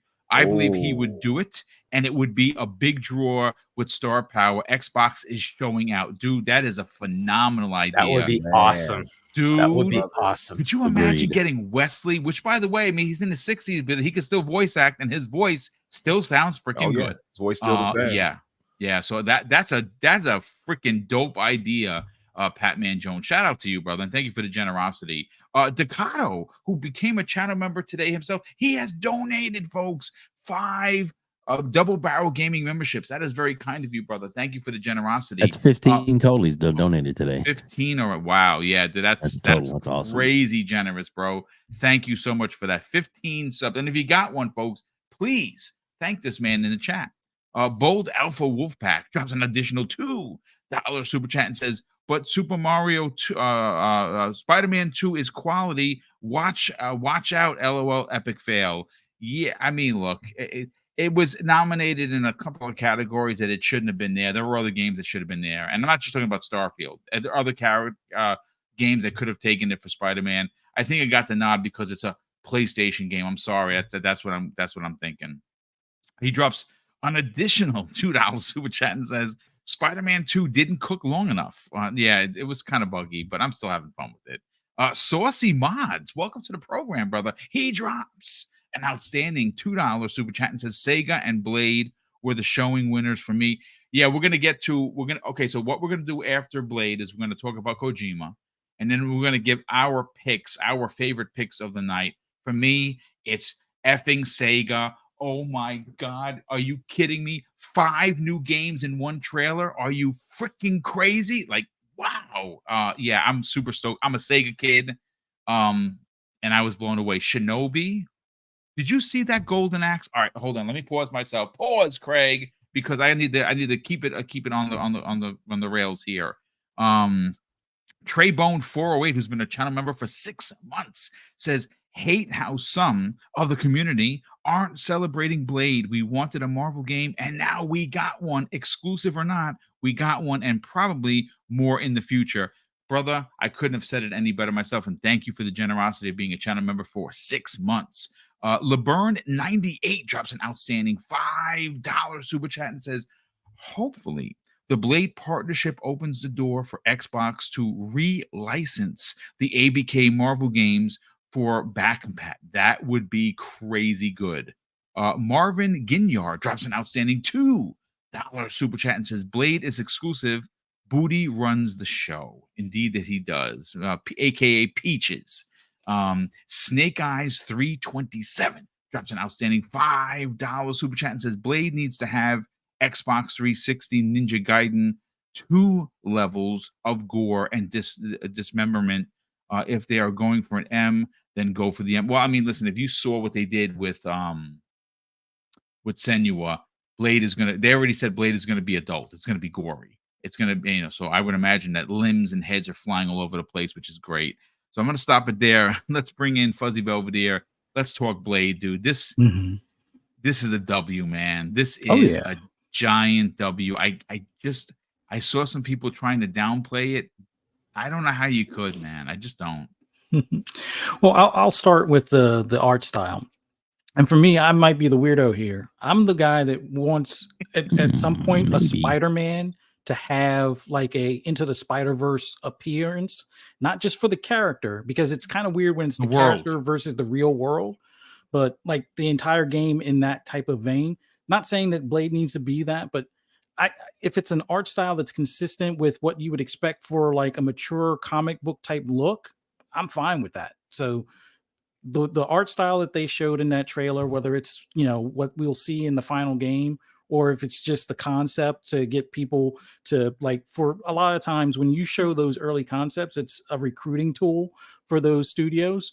So they're probably looking at a lot of people that have been like laid off at other studios and might be looking to, ramp up over these next few years. So having that will appeal to those that are comic book fans. So I'm fine with that art style if it's the final, or if they decide to go more realistic, I'm fine with that too. But just the fact that we've been talking about as the Xbox community that we would like to have a superhero game, I think this is a perfect start. Like, sure, hopefully there's still a chance of a Punisher game that the Coalition gets to definitely knock out of the park kind of deal. But I think Blade is a great fit for Arkane. And Arkane Leon is the same ones that did Deathloop, which I love that art style for Deathloop. I loved that game. I know it didn't, land with everyone, but it was, between the time sensitive aspects of it and the roguelike elements of it, I really enjoyed that game. But not saying that this is going to be anything like that, but think about this where you have the blink ability that they've had in like Dishonored and in Deathloop. You have a lot of the stealth elements and things like that. I think this is going to be a great fit as far as for that character. And who knows what other characters may make special appearances in this title. But it's still early on. But I'm not worried about it having to say Xbox at the end, considering since the actual acquisition, has Arkane made games for anybody else? No, they have not. They had that previous contract for Deathloop, but after that contract, that's it. Like, I'm pretty sure, if not 100% sure, Deathloop 2 is going to be exclusive. So why would this be any different? And considering, why would you worry about making Indiana Jones, which, it's a big get as far as an IP, but I think in the grand scheme of things from a video game standpoint, I think Blade would be the bigger IP as far as a draw. If they were willing to do that for Indiana Jones, why wouldn't you think any differently as far as for Blade? But it's silly for people to question anytime there's a game that's not made by an Xbox first party, like one of the Xbox studios, and I guess this is going to be the case, for probably the next 5 to 10 years until they realize time after time that these are, first party exclusives. Nobody questions Nintendo. Nobody questions PlayStation. Only Xbox ever gets questioned.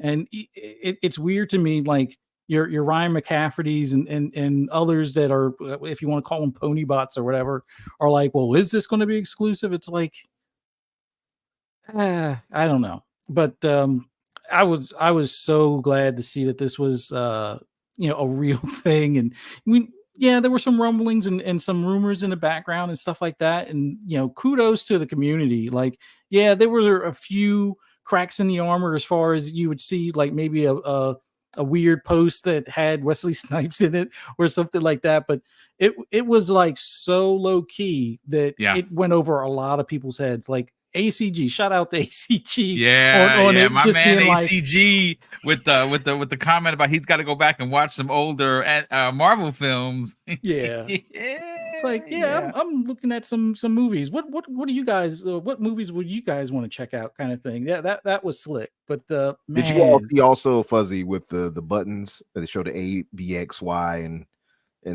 they show the B being bigger? That was I peeped that also. Can I make it? I can make an admission now. I knew 2 days before. I just didn't say nothing. Yeah, I knew 2 days before that this was a thing. I was not going to spoil it for anyone. I have a couple of connections that are very, very good friends of mine, and I don't get a lot of stuff. And even if I did, I wouldn't leak it because I like being a fan and I like seeing everyone that's excited. And here's the truth, folks. Even though I knew that was coming, you saw me on Mav's live stream. I was just as excited as you. I knew that it was on the way. This is a giant W. Hey, first of all, I don't mean to cut you off, Fuzzy. Please continue. No, it's just an awesome time for Xbox right now, and let's be real. This is just the tip of the iceberg. Like we're not really. I mean, we're kind of midpoint at the generation, and they're already firing on all cylinders. Yeah, 2022 might be a stumble for some, but like the way the roadmap is looking from here until probably 2027, 2028, which I know some knuckleheads out there are like, oh, they're going third party in 2027. Like just dummies. Like, at this point, does it look like a company that's going third party? Like if anything, and I joke about this, is PlayStation looks like they're more so going third party before 2027 or something to that effect. But that's just my appearance on it. But Oh, and that reminds me, PlayStation guys, ask anybody at WB and Discovery who's at fault for the your content being ripped out. That would be Sony because they refused to sign the contract again because they're cheap and they're running out of money. Yeah, that's what happened. Yeah, that's a real thing, folks. But man, it was an awesome night for the show. I was about to call it a showcase. I mean, in all honesty, it was like almost like an Xbox showcase. It really that was. secret showcase that PlayStation fans always talk about. But the secret showcase. I love it. Listen, well, I mean, they got free DLC. I mean that is an epic announcement. Free DLC. And that's the thing. That is true. I think the success of Game Pass is what levied that because, like, I gave. Listen, folks, if you didn't tune in, I gave major props to Sony for a couple of reasons. First of all, you're getting DLC for God of War, which you didn't expect, which is dope. You're also getting a new mode. It's a roguelite mode for God of War. That's dope. But again, if you know Sony and they're a bunch of cheap MFs, this screams $10, $15, $20 DLC they want you to pay for. They're giving it to you next week for the price of free. That is pretty dope. So give them credit where credit is due. Maybe they're starting to see, because I don't know how big this DLC is. I don't know, outside of the rogueliteness of it, does it have a save? Can you save? Is it an hour? Is it 3 hours? It doesn't matter. It's free. If you like God of War Ragnarok, and I think you should, and I did, what I'm saying? Like, I love God of War 2018. I got to put more time into Ragnarok. I hope I can play this without actually beating it, and it doesn't spoil anything for me. It's fine. But listen, at the end of the day, it's free DLC, folks. Give them credit. Maybe this is a turnaround for Sony. Who knows? Well, quick tinfoil hat theory on this. Sure. They saw what Cyberpunk did and got the best ongoing game. So maybe that's their plan for next year with good God grief. of War and the remaster Maybe. of That was another just dumb win. What a dumb award. Best ongoing game goes to a single player game. What? It's not even just DLC. That. It's like they're giving them an award for basically improving the game. Like, I love Cyberpunk. Again, Yeah, it was a makeup award.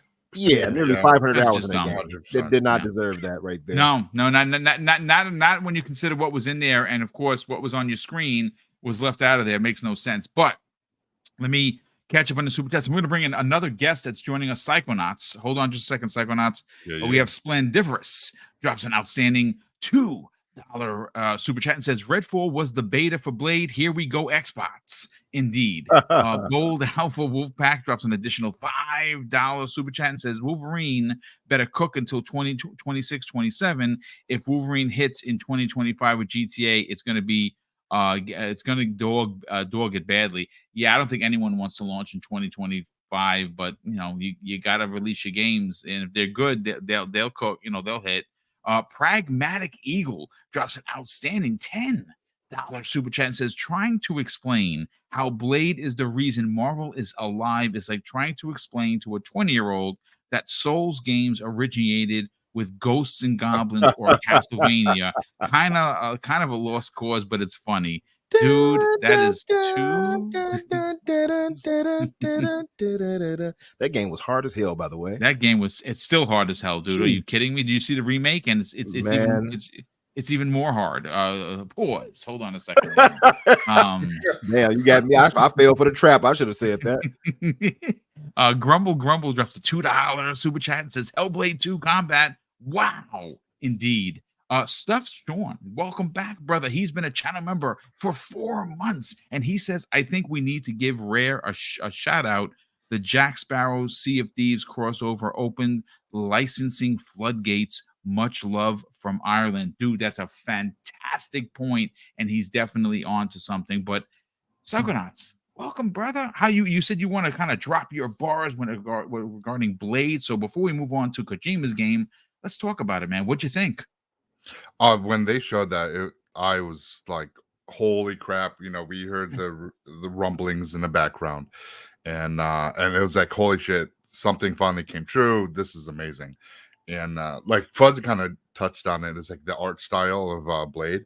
Like, to me, it gives that modern comic book feel to it, which for me it slaps. So it's like, it's really great to see that, because we've had so many like realistic games when it's in like the comic book universe. To see something that's more favored towards a comic book, it really could be something really special that you don't see. So it's going to stand out on its own and not be kind of like, muddled in with other stuff. So I think it's just great to see that, and just that glimpse. He's getting a shave, and then just that. I mean, that was enough to be. Everyone's is clamoring for this game already, and all they showed was him getting a shave and then getting up and pulling out, unsheathing his sword. I mean, that was freaking awesome. So it's great, and I love to see that Xbox is finally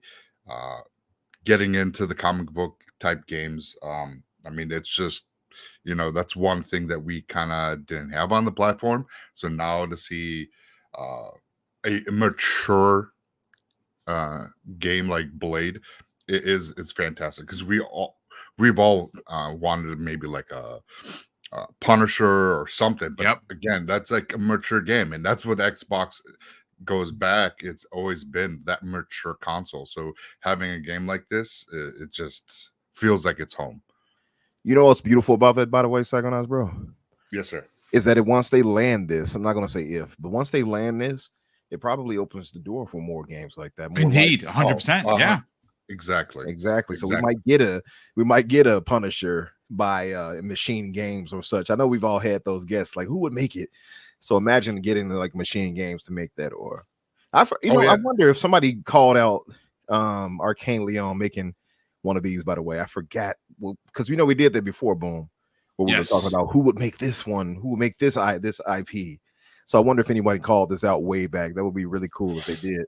But it would be something. Yeah. No, listen, I'm going to say this right now, and again, I want to move on to, because again, folks, hang out. If anyone on the panel's got to go, because obviously we're going past the 2 hours, I apologize. You guys we'll do your outro and we'll get you on out of here if you got to go, because I do want to cover Kojima's game, and I want to cover our favorite pick of the show. So folks, kind of hang out. We're going to extend the show a little bit today. It's Friday. It's the end of the week. Hopefully you can hang around and continue the conversation. But it's going to, if you look at what Microsoft is doing, folks, and I'm saying, and I'm still Rain, I know you're listening, brother. I love you. I'm going to use your line.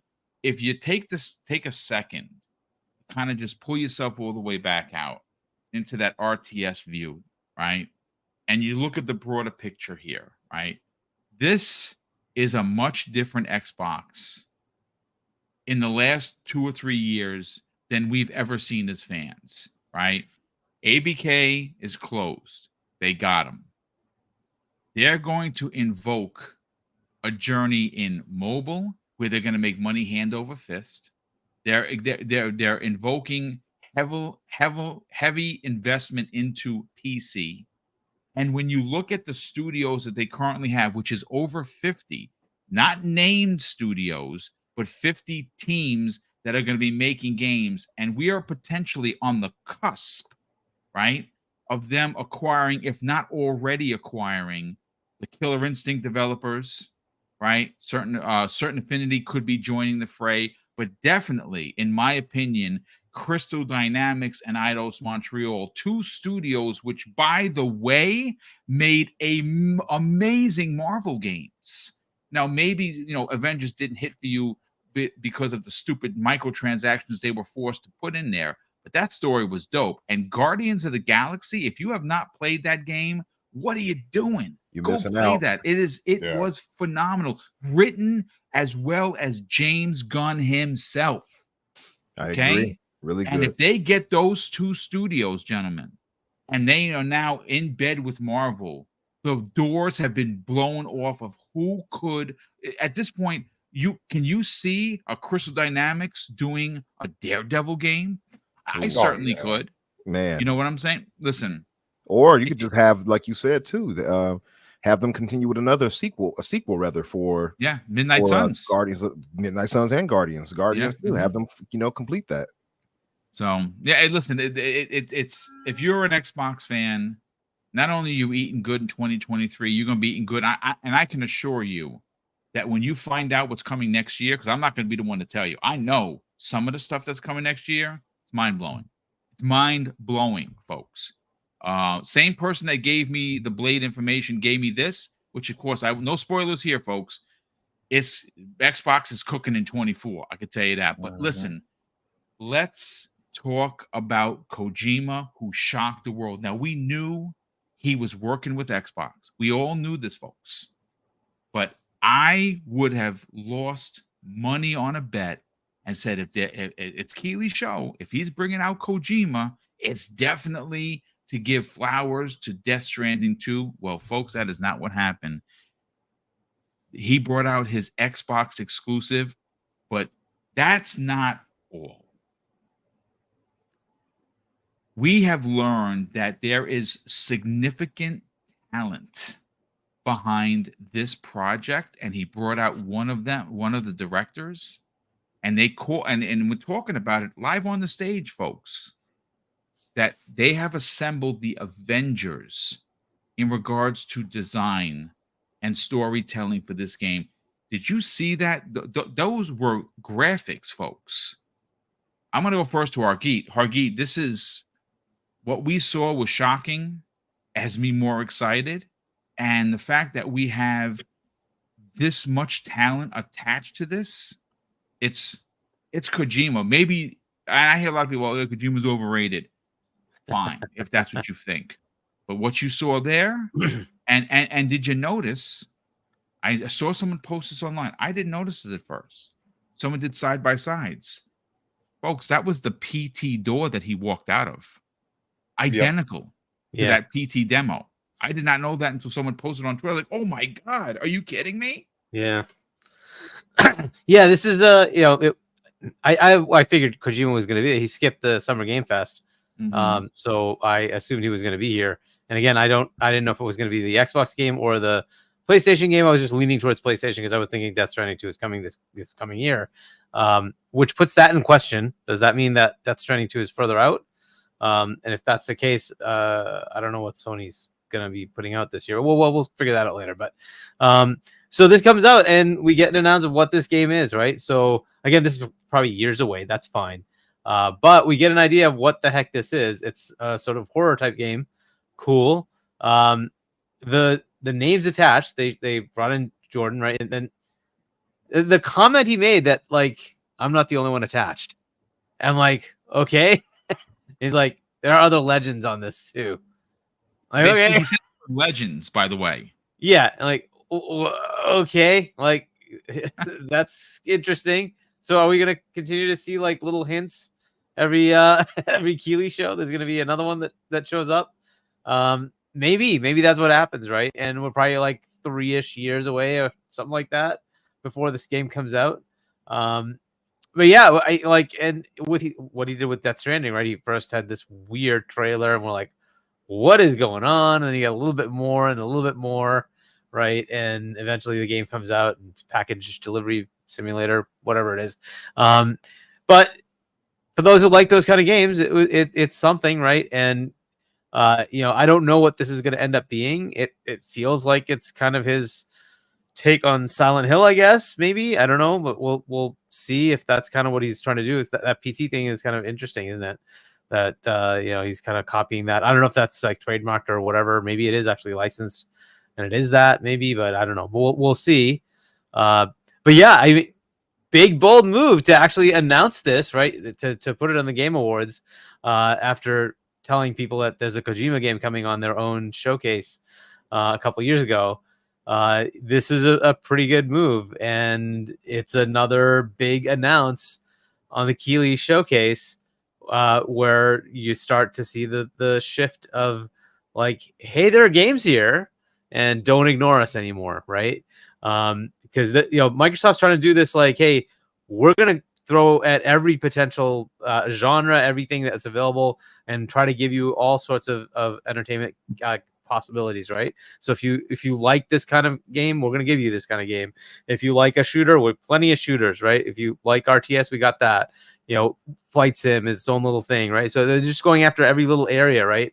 And this is yet another one, horror, right? And why not? Like getting something from Kojima to do this, why not, right? So it's interesting to see him, right? Because he was constrained by Konami into just making the Metal Gear games, and he wanted to stretch his legs a bit and wasn't really able to, and now you can see him unconstrained. He's kind of just doing different things, right? Some of it could be good, some of it maybe not, right? So I guess Death Stranding is like an 80 or something like that meta, which isn't bad. That's a pretty good meta.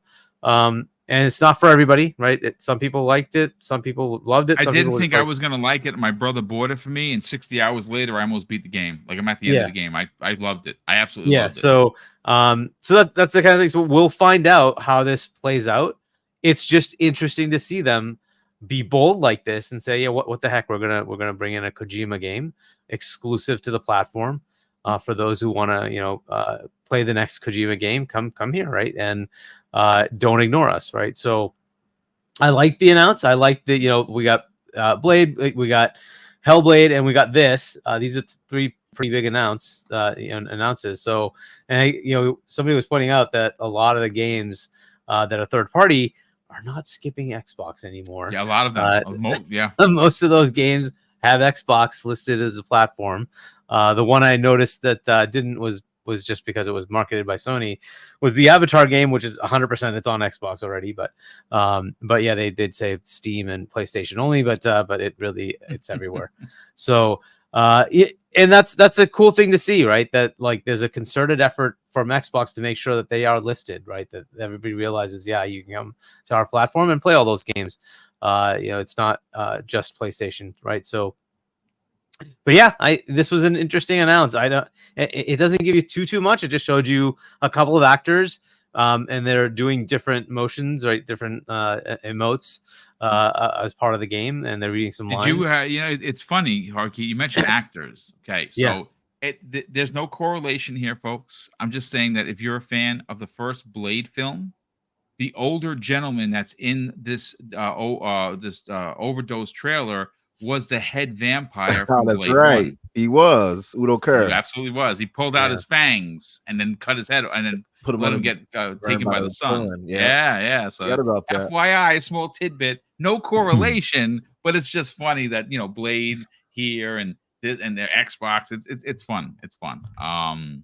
Yeah. let's So yeah, I hopefully it'll be good, but yeah, I still expect it's several years out, 2-3 years I out. would imagine so. Yeah, it's fun. Yeah. Look, it's funny. A couple of things here. First of all, bad programming in here says that it might be episodic, which is possible, especially if they have different directors. But here's a George Garcia in the chat. This is pretty cool, and he may be onto something here. He says, "Boom! Could you imagine if Stephen King is one of those directors?" Oh, Yeah, I was thinking that. And I can see something like that. Like when they were describing it, because remember, folks, I'm old as hell, right? So I used to watch back in the days the Twilight Zone.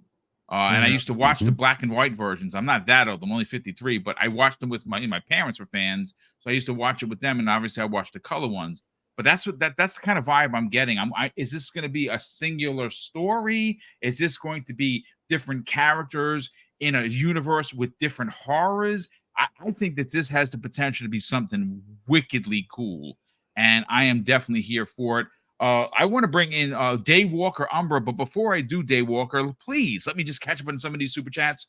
Bold Alpha Wolfpack continues to bless the channel with an additional $10 super chat and says, Hargeet, in 2018, Activision pushed to remaster a few of the Spider-Man games on Marvel and was going to and Marvel was going to let them, but Activision wanted to do a new one after Marvel canceled the deal. I think all that stuff is on the way. Yeah, it's very possible. Yeah, absolutely. Why leave that money on the table?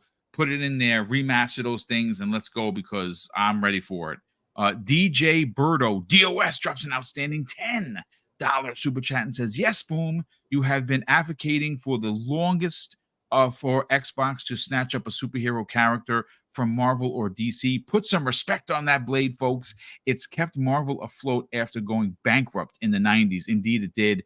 And even though, I loved Blade 1, 2, even 3, maybe it's not your bag. Maybe it's the weaker of the 3, but I quite enjoyed that Blade 3 as well. And that was it's still a great trilogy. Abdel114, who's been a channel member for 3 months, says Xbox licensed Indiana Jones, Blade, Wu-Tang Clan, Kojima, Call of Duty Day 1 Game Pass. We went from Xbox has no games to please Xbox give us some games. F the ponies, TTS. Oh my goodness, the slander. Quan the Terrible drops an outstanding $5 super chat and says, I like that Bethesda went out of their way to congratulate everyone at the TGS, even though Starfield was snubbed. W for the studio. Yeah, they actually did do that, and that was super cool. Very classy indeed. JC Weller, welcome to the program, brother, and thank you for the very generous £5 super chat. And he says, I'd love to see the Coalition work on a Punisher game. Yes, yes, and yes, and have John Berthmile play Frank. Oh, dude, love the idea. Cool. I think we've all been saying that if you're going to make a Punisher game, if there's anyone that could do it or should do it, it's definitely the Coalition. We have Jason Hackett, who's been a channel member for 3 months. Thank you for the generosity. Jason, he says, Boom, not going to lie, when I saw that Xbox was making a Blade game, I jumped out of my chair with so much excitement. Great times to be an Xbox fan. Indeed, dude. You saw me on the thing. It was late and Mrs. Boom wasn't feeling good. She had a migraine. I didn't explode, but I was incredibly happy. So let me stop it there. Let's bring in Daywalker Umbra. Listen, again, Kojima is not for everybody. His stories are wacky. They're long-winded. But this is a W. This is a W for them because, listen, Death Stranding may not be your thing, and a sequel to Death Stranding, I'm not sure if anyone asked for, and maybe some people did, and that's fine. But the truth of the matter is that we don't know how much of PT, the demo, is going to be in this game. I mean, he walked out of the same door. So it's safe to say that maybe some of those ideas make it.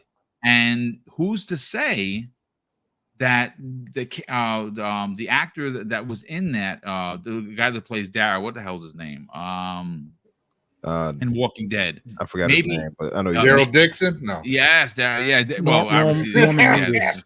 Norm Daryl Dixon, Reedus. but yeah, I mean, Norm Reedus, that's it. Norman maybe Reedus. he has a part in this because obviously he worked with Kojima on that demo. You just never know. What are your thoughts, man? You know, we don't have a bunch to go on, but I have a few thoughts. I know some people might be like, don't say that. I'm going to say this though. I love Kojima. I've loved the Metal Gear Solid games that he was a part of. But sometimes Kojima, in my opinion, in my honest opinion, he has had games, or at least the story was so convoluted that I didn't know what the hell was going on. And he continues that trend today. So my hope is that it's a gamey type game. However, his description of it does not give me like inspire hope for that, because he explains it as this. He says, while blurring the boundaries of gaming and film, which is where things start to get a little more complicated, at the Game Awards, it says that it's a game, don't get me wrong, but then went on to note that at the same time, it's a movie, and at the same time, it's a new form of media. And I'm like, okay, what in the world does that mean for us? So I'm a little hesitant to be like, yeah, Overdose, yay. Secondly, I'm not the biggest fan of psychological horror type games. I am a chump when it comes to that type of stuff. So and I'm living here in Solo Chicago. already said he's not playing. He's like, I'm not playing that game. I'm here in Chicago dealing with all types of nonsense here in violence, and I'm like, I can't stand Boogeyman. So I'm sorry, but psychological stuff gets me. I still can't watch the Exorcist by myself, so I refuse. But so I feel like I don't know if it's necessarily the game for me, but I need to see more. And I hate to say it like that, but we do need to see more. We don't have enough to go on, really. We saw the visuals, and I'm not sure even how far was that all just actual in-game stuff. We don't know enough of that either. If that was in game, then hats off. I mean, Unreal Engine 5, I had to pop my collar to that again, because we had 2 Unreal Engine 5 games, particularly with this and Hellblade 2, which just stole the show visually. So all those naysayers and negative Nancy's on Unreal Engine 5, you can kindly go suck it. No, I'm joking. But seriously, I want to see what he does with this. My worry also comes from Death Stranding. Now, I own the game on PC. I played a bit of it, started roaming around in this open, like mountainous region, and I was like, okay, I don't want to play this. And that's the thing. Like, I don't want to turn this on and start feeling the same way. So I don't know. I think I'll personally have to see more before I can start championing it and being too excited for it, because the way Kojima approaches things, he has a bit of that director PlayStation-ish thing in his blood, where some little movie, and then you can press X here and there. Like, I don't want that. I want to have a real game experience. So I have to see more of where it's going first before I can jump on the bandwagon. I am excited to see, though, the thought that it will be episodic. And hey, I see that. He said it still runs like trash. Putting you on the list. So you've made the list. You made the list. But yeah, I'm like I said, I am excited to see certain things. Obviously, that they're what's the word I'm looking for here? That they're going to use cloud in a really creative way. I'm wondering how that's going to play off, and if that's going to help with anything as far as visuals and things of that nature. I'm not sure how that works, and visually how well it's going to look, and if it's going to challenge Hellblade as far as the best looking game, right? Be it next gen or this gen, and also too. Them having Jordan Peele on board and seeing, having different directors and writers. Man. Yeah. So, I mean, hell, bringing in somebody like the Stephen King as a writer or whatever, that would absolutely be a W. So I'm excited for that and seeing how they can approach it. I just don't know enough about it and how they're going to take it before I can get too excited just yet. And again, psychological type games like fear games and horror games just aren't my bag. So it's not really my thing, but I am hopeful that it's a good game at the end of the day. Yeah, no, absolutely. Listen, it's going to be one of those games that is going to be a little bit of a movie, a little bit of a game. It's going to listen. It's an Xbox exclusive. That's a really big deal. And like I said, I think where I find it very interesting is, where does the PT demo go from where it was? does it make its way into here? I only asked that question because of the door that was used in the game and used for him to come out. And of course, Jordan Peele came out of that same door. I just think that it's not there for no reason. Dave, let's bring you into the conversation, brother. Are excited about this or not so much? Hell yes, I'm excited about this, dude. I almost cussed. Do you want? I have the video. Do you want me to play it real quick? I mean, it's without the audio, or so you can, because it's amazing. It's stunning to see. What's that? For what we're talking about. Oh, OD. I mean, I can bring it up. I'll do a screen share. Let me just find it. It's dude, it's so amazing. And the first actress that you see, that's the lady, the girl that starred in It, the movie. So there, you know, so she has some chops there as well too. So it looks good. I mean, it almost looks like the camera on the face, but that's all game mechanics. That's what Kojima does. So that's like the level of quality is amazing. It's gonna be quirky. It's gonna be weird. Good, bring it. Let him cook. Let him do his thing. Like I said, some people didn't like Death Stranding, and I can see it was definitely weird, but it was still fun in its own way. But he's done so much other great stuff that's like, I give him the benefit of the doubt to at least let him get in here and get things going, and that he has this freedom that Microsoft has given him. And this is this is an exclusive, Kojima Xbox Studios joint. So it's not going to be popping up anywhere else. It's going to be on. It's here. It's an exclusive. Yeah, absolutely. Exactly. Oh, there's a lot of people out there, Nikolai and a few other silly people that are like, you didn't have any exclusives. I'm like, are you stupid? But then again, they are. So yeah. So look at that. That looks amazing. Absolutely amazing. And look at the detail on his face. And like you talked about earlier, the eyes, when you see the door open in her eyes, and then she screams for whatever's through the door or coming through the door. Dude, it's perfect. It's priceless. It's just, I mean, the amazing, the effects and stuff that we're just seeing in this. And if it is, here it comes. If you look at her eyes, you'll see the door open. Yeah, look in the eyes. Yeah. You'll see the reflection of the door open, and right there. And then she screams when she sees whatever's on the other side of the door. So, it's like, it's so amazing, so awesome. The detail that he's going to put into this, you just know it's going to be, game of the year quality, if not, up for it. I can hardly wait to see this. And for Microsoft, is definitely they're throwing the money at him. They know what they need to do. They need to make sure, and they're doing it. That's what's great about this, hitting it all cylinders. They're bringing things to the table, a little bit of what everybody wants. And I mean, listen, that is the way to do it. 1,000%. I think the one thing that you have to give Xbox credit for, even if you're not like a player, let's say, for instance, you're a PlayStation and a Nintendo fan only, and that's great if that's the fact the case. But you have to admit that Nintendo does a certain style of games that we all, for me, I specifically love, but they are what they are. Same thing with PlayStation. PlayStation, even though I really do enjoy their over-the-shoulder, story-driven, adult-themed type of titles, they look a lot alike. Some people call it samey. The one thing about what Xbox is doing is they are not only putting all of these games into a service that you can afford to and make you a part of the conversation. There are genres that go from everything from first-person shooter to RTS and everything in between. And that's the magic. So this just adds more prowess to what they are currely doing. Can't wait for it, man. Yeah, absolutely. Fuzzy Belvedere, let's get you in on the conversation, brother. You saw the OD or Overdose trailer. When she screamed, I got goosebumps, and I said, you know what? I gotta figure a way for Umber to play this because this is what I'm talking about. What are your thoughts, man?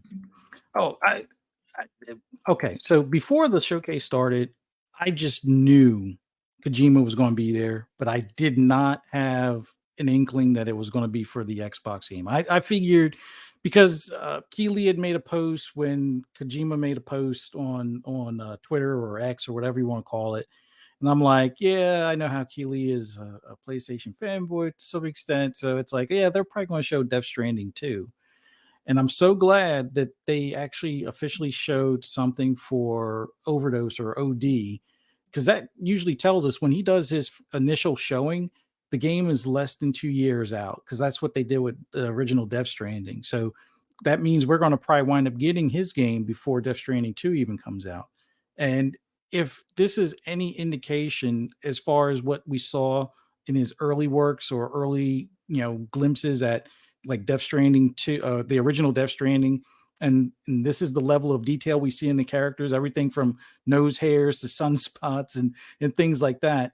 He's taken it to the nth degree. Like MetaHuman is an awesome software tool for UE5, or you could actually import MetaHuman into other gaming engines. But the fact that he's teaming up between UE and MetaHuman, it's going to be a very character detailed game, and they knocked it out of the park with the life in the eyes. Like that's always been that hard part to kind of capture for NPCs and main characters in games and things like that.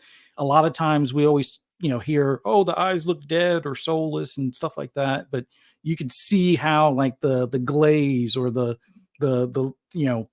moisture of the pupils and stuff like that. You can see the reflections like you would on somebody's real eyeball. That all of that's amazing, and the fact that there's this kind of mirroring to how PT was introduced. I'm all for more so a like scary psychological horror type game than I am more of a walking delivery sim type of game. So if he's going this route, since PT never really came to fruition kind of thing, and he has some of those same like things that he wants to put into this, and it's going to be like like you said, the Avengers of possibly like movie producers and directors and things like that they'll be working with in an episodic manner.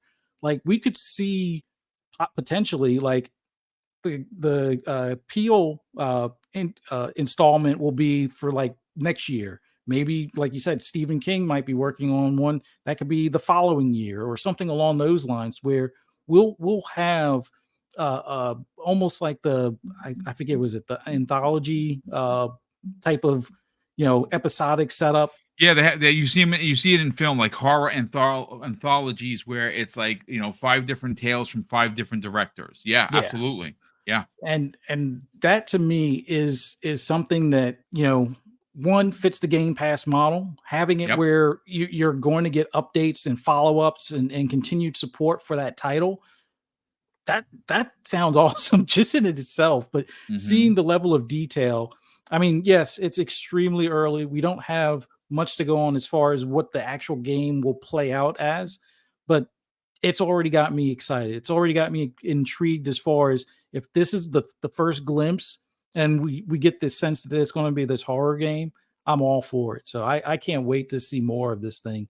But that we always talked about, whenever he shows that game, they should show it on like a Keighley stage. And I'm so glad Kojima and Xbox decided to show it this time around. That was a way to kind of put their stamp on that the award show, even though they didn't get necessarily the big awards, but they did walk away with some meaningful awards.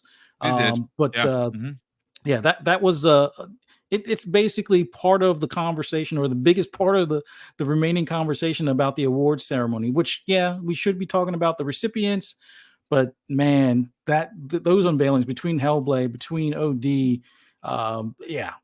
and Blade, I mean, this was one heck of a showcase overall. You can't deny it. Yeah, they definitely stole the show. No doubt about that. Psychonauts, let's get your hot take on OD, or Overdose, as known by Kojima. Are you interested? Did this do anything for you?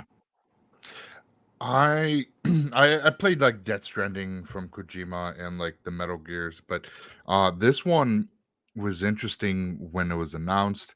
And I've never played PT, but I've only heard about it. And the fact that he came through that door that was from PT kind of gives me the speculation that possibly it's within the same universe or something along that lines that so people love that game. So I'm assuming that this is, if it's in that same universe, speculation wise, could be something that people are going to be interested in. And just to see the emotions and the look of horror on her face just says that this game is going to creep the fuck out of everybody that's going to play it. It's just one of those games. That's why Pong and Steel Rain are not going to be playing this, because that game just looks like it's one of those not jumps. I think it's going to be like a psychological, like mental type game that's going to really mess with people. So I just wonder how that's going to go about. But being in the cloud, it's new technology, and he likes to play with. It's like an art form for him. So for him to play with something like this, to really, I love that.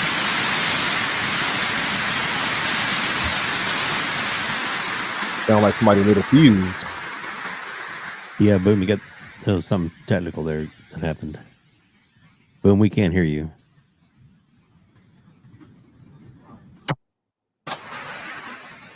Sound like you relit it. It sounds like something's wrong with your mic. Yeah, you might have to unplug the mic. It happens. That scared the shit out of me. I'm like, what? I'm talking about. You overdosed on fear. I know. That was Boom playing you off, man. No, I'm just kidding. Am I back? Yes, you are back now. Okay, good. I don't know what happened. That's weird. I just got an update on my PC. That happened. And well, there you go. What's interesting, gentlemen, is so this is one fear game, or horror game potentially. Ninja Theory is also working on another one. Remember that it's not just Hellblade they're working on. So we might have a something, again, more horror in Game Pass is okay for me. Listen, I want to just do a quick round robin with everyone regarding what was your favorite moment, like what announcement, what game announcement was your favorite. Go crazy however you want to go crazy. But before I get to that, let me just catch up on the super chats. We have Bold Alpha Wolfpack drops an additional very generous $5 super chat, and he says, Fuzzy, what were your impressions on rocket racing? Those power slides were sexy, right? Looks hella fun. Yeah, I'm definitely going to give that the old college effort. That looks dope. I just listen. It's a racing game. I'm not a Fortnite player, even though I bought I bought Kratos and I bought Master Chief and a few other characters. But I'm definitely going to give that a shot for sure. It definitely looked like a ton of fun. Yeah, it's basically like I'm going to give it a try. Like I'm also not the biggest Fortnite person, but the fact that they've evolved this game into so many other different games, it's almost like they're doing like GTA with the side content stuff. They've figured out a way to draw in everybody, and I'm going to give it a try. Nice. Stuff Sean drops an additional £2 super chat and says, remember the leaked footage of Overdose? #second look. Potentially. Yeah, I remember the first one. So maybe I have to go back and watch the first one and see and maybe we can get some sort of correlation. Splendiferous, in all caps, folks, says this after dropping a very generous $5 super chat. The last time I checked, the lead character in Deathloop was Colt, and his dialogue was epic. Arkane Leon will absolutely kill the dialogue for Blade. He's thrilled. Yeah, I absolutely agree with that. We also have Polga Bravo. You come straight out of a comic book, sucker. That is funny. I still want Wesley Snipes, though. I'm not gonna front. That's my pick for the big W. I agree. Bolga Bravo drops an outstanding $2 super chat and says, after Monster Hunter, I don't care about anything else. That I did not know that. I thought that was actually Certain Affinity's game. It wound up being, the OG Capcom, and man, they won some awards, and Capcom is hitting on all cylinders. And Bunty, who's been a channel member, folks, for 30 months. Thank you so much for the generosity, my brother. He says, I always support the little guys. That way, I immediately pre-ordered the game. Zao, that's the game that was tribute to his. Yeah, dude, the game that the guy was on the stage and he was like super emotional that he made that game based on his pops. I'm buying that game day one. I will buy that on multiple platforms if it is, just to support that guy. That story was amazing, and I will definitely support. That's a great take, Bunty. Thank you. So real quick, I'll give you mine. Look no further than the 5 announcements from Sega.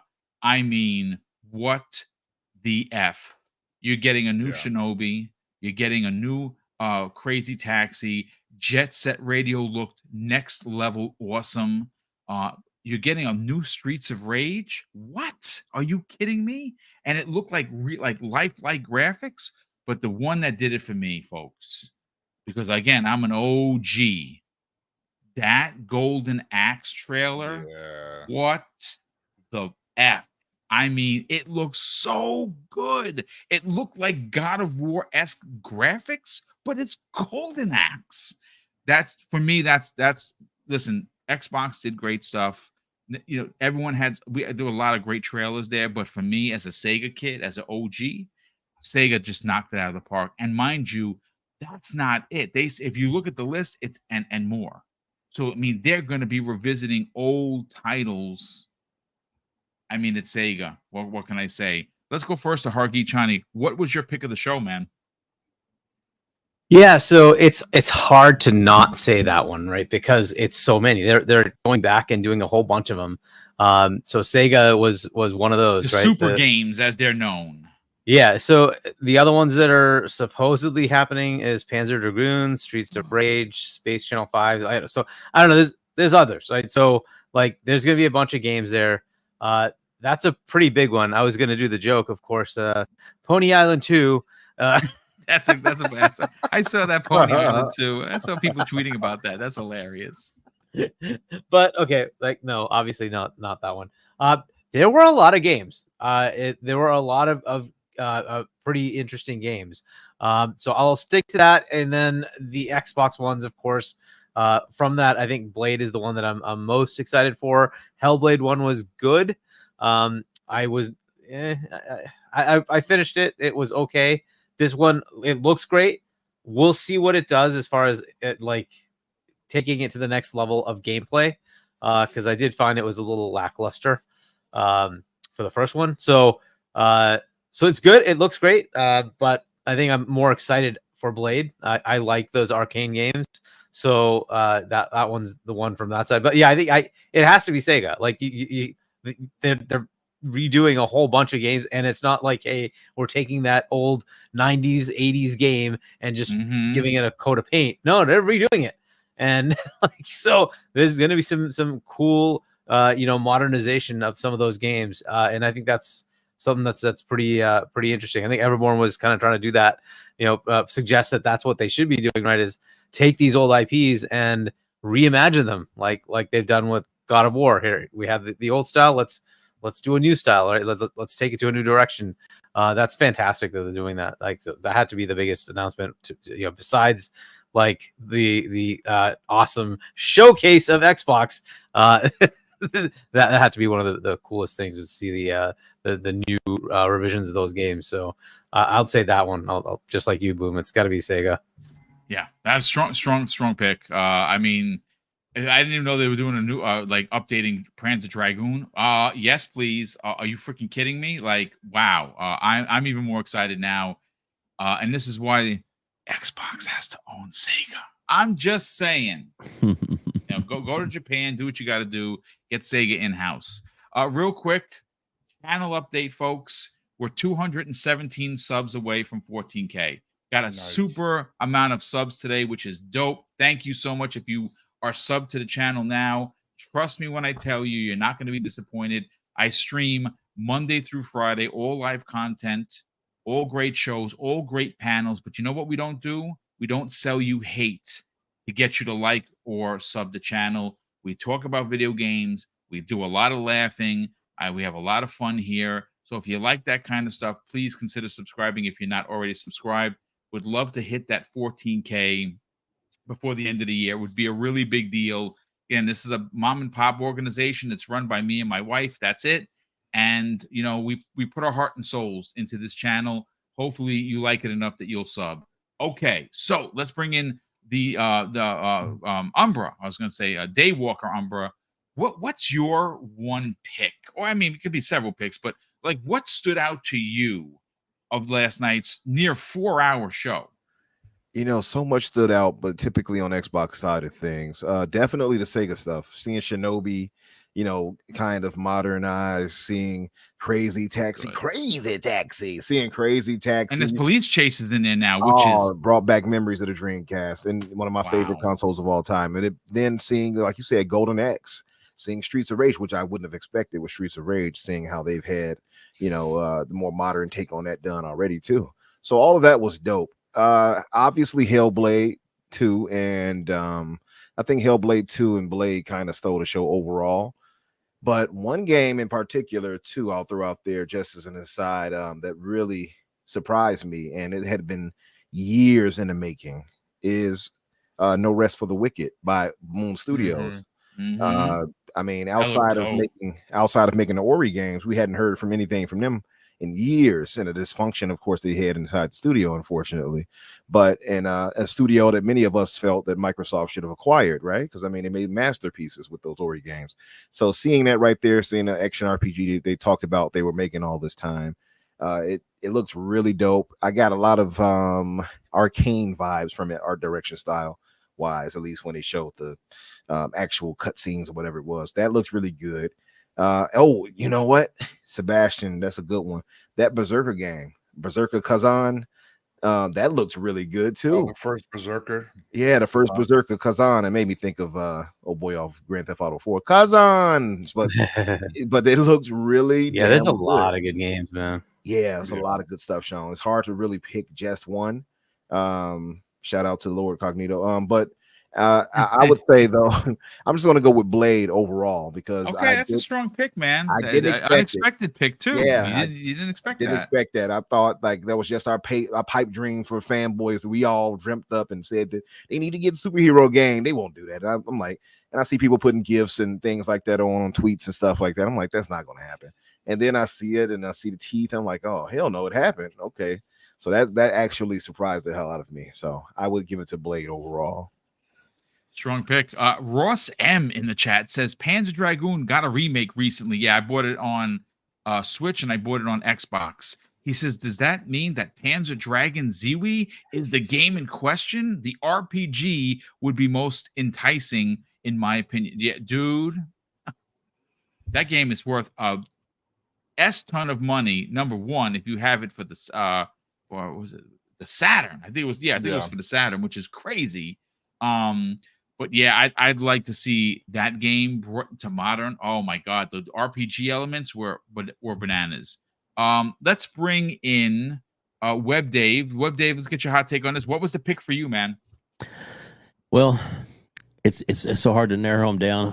I'll just do a little quick crunch. I'll lump a few together.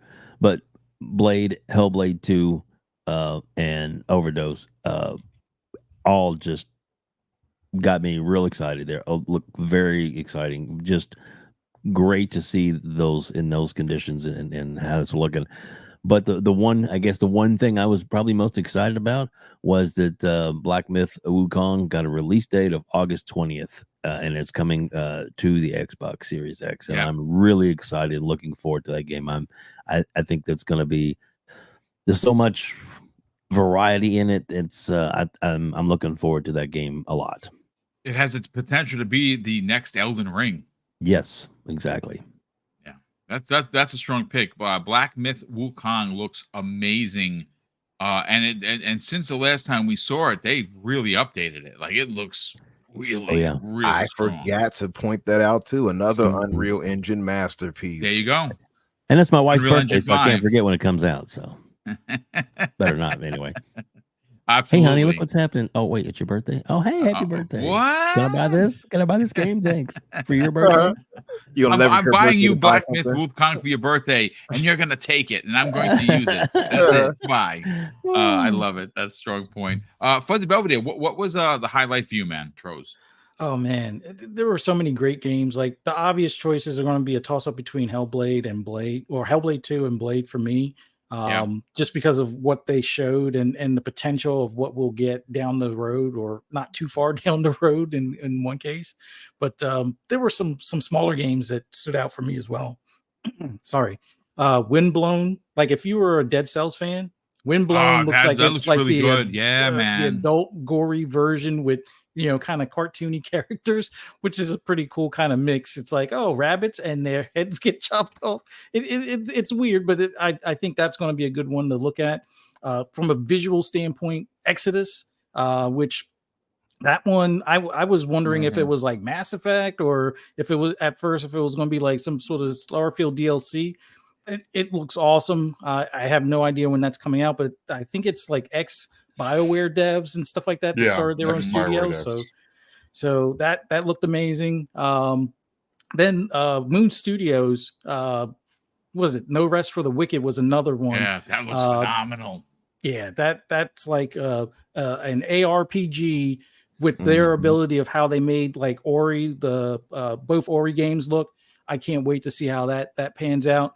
And then the one lady that left Tango Gameworks that started her own studio, I was hoping at the end of the show between Phil and Sarah, they're working out a publishing deal, because she doesn't have a publisher yet for that one game, Kamuri. That looked awesome as well. I mean, there were just so many. Like even the Last Sentinel. Like I didn't know what the heck that was. Like it was almost like a Judge Dredd, John Wick kind of iRobot all mixed into one. There were just so many good standouts. But like from an Xbox standpoint, I gotta give it to the fact that we have a superhero game in Blade, and then Hellblade 2 delivered that combat trailer that people have been asking for. And this was like the ultimate gaming showcase that just happened to have a few awards sprinkled in there. Fun fact, by the way, Fuzzy. Fun fact is Kimuri. I looked it up as we were watching and doing the stream. It means smoke in Japanese. Oh wow, just a little I Walker fact for you. That's very interesting fact. I hope that because she has a connection to Tango, that they look. I mean, I don't know why she left Tango. Maybe because she wanted to do her own thing, which is what creators do. But because she has a connection with Tango, potentially maybe someone from Bethesda or Xbox reaches out to her and they get that because it looks phenomenal. It really does. And those are the kind of titles that you kind of want, especially if you're trying to gain any ground in the East, which is what they're trying to do. And I think that would be a good representation to have her game be a part of Xbox. I mean, in some way or shape, maybe they get it into the ID at Xbox program. I think that would be dope. And lastly, Psychonauts. Let's get your hot take, brother. What's your one pick of the show for you, man? Well, there's so many. Everyone, of course, named everything that I'm excited for. But there's, I would say, there's a couple. The first Berserker, Kazan was one. Lost Records, Bloom and of Rage. That one was the Dontnod's game. That was I like those Life is Strange games. And then the very last one that really stood out and for me was Vision of Mana. It's the first time that Vision of Mana, any Mana game, is on Xbox, and that is a huge get for all Xbox gamers that like RPGs. Vision of Mana looked amazing, and I can't wait. And I hope that this game leads to other games in the series being released onto Xbox, so everyone can experience the Mana series. Those games were amazing.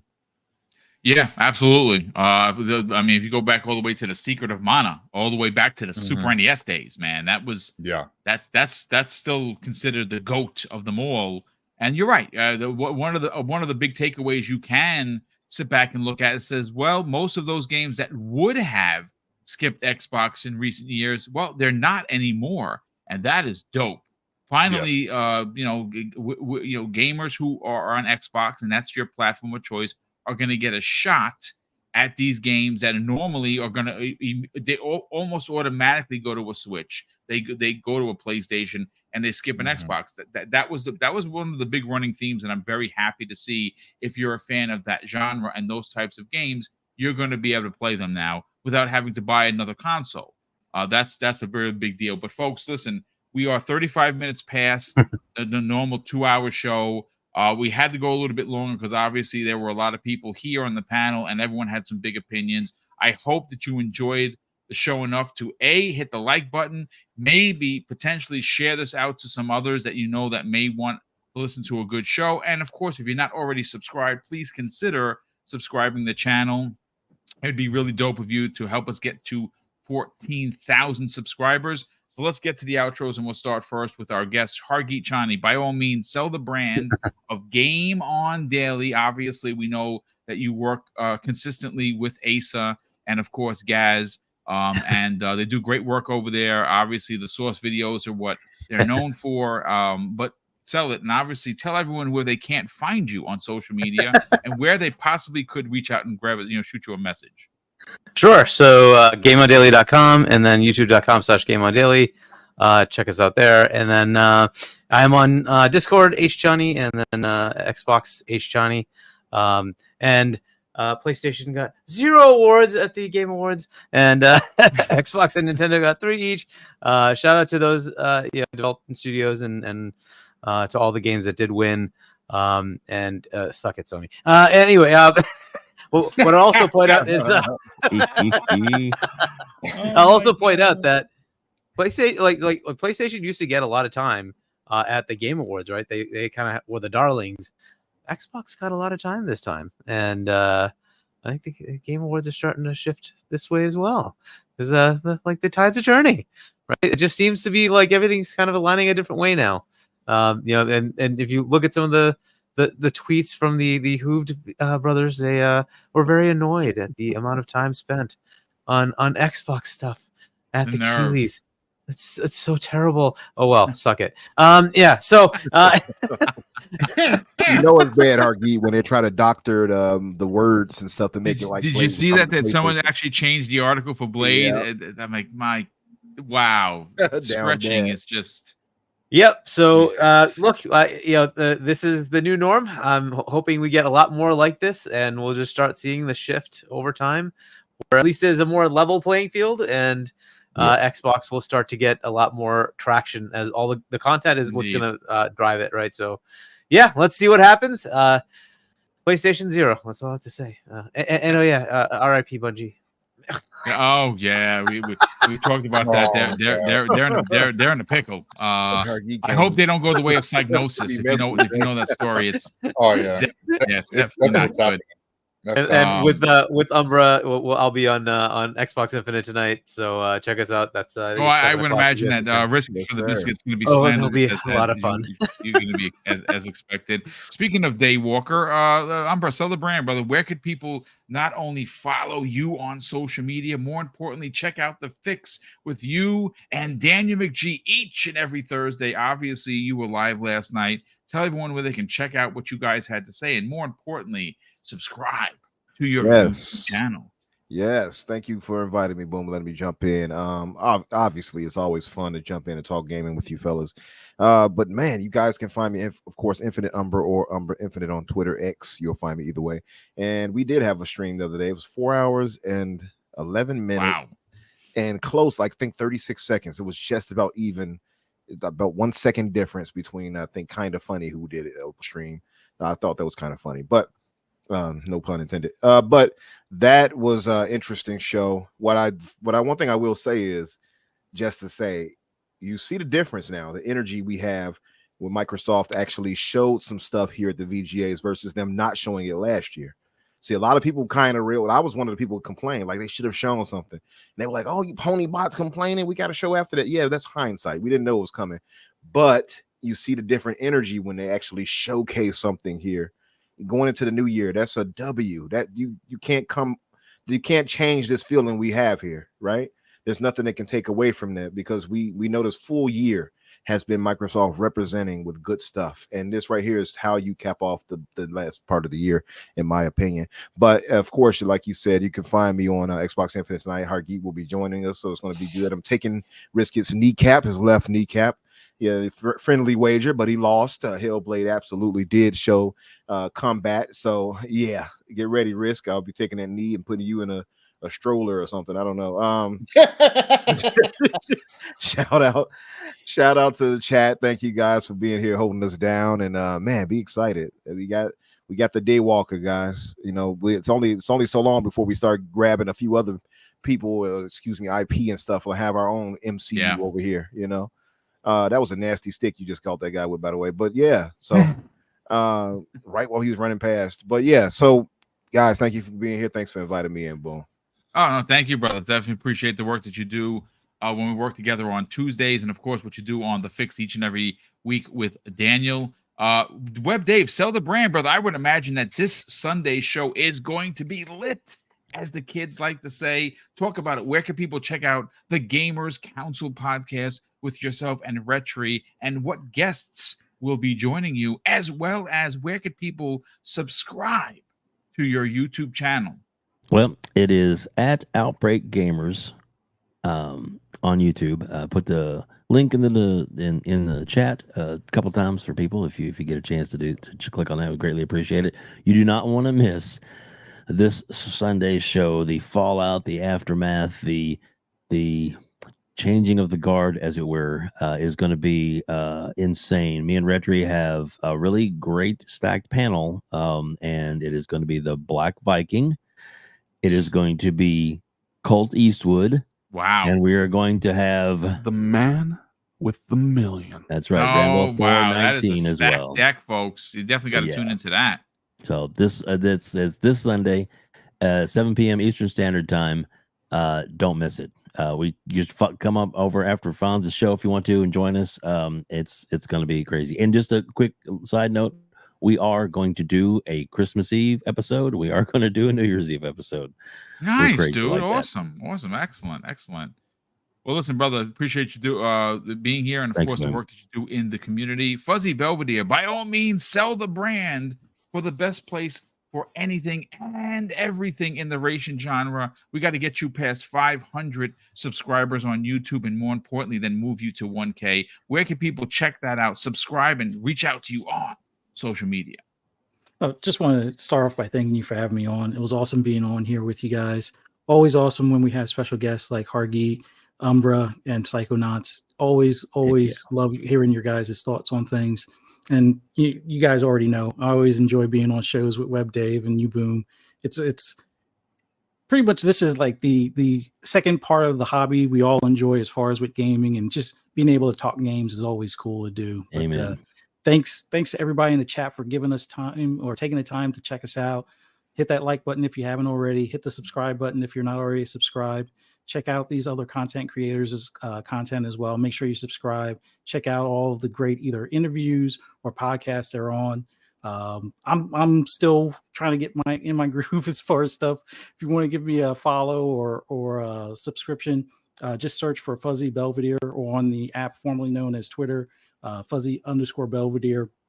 You'll hear my rants and rambles on anything gaming related, but you can also find me on Xbox Ultimate later on tonight, 10 p.m.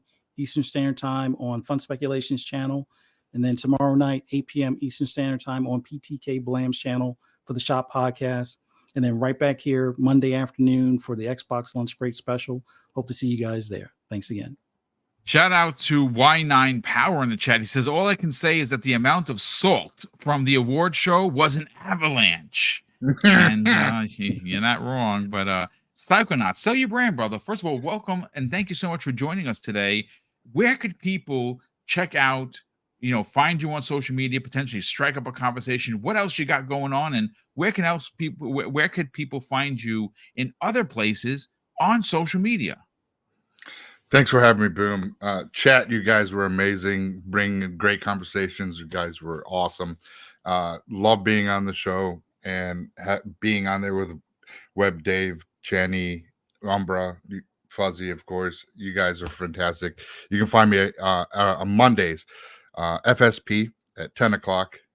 And Tuesdays, we have Fun Pop. We talk movies, TV shows.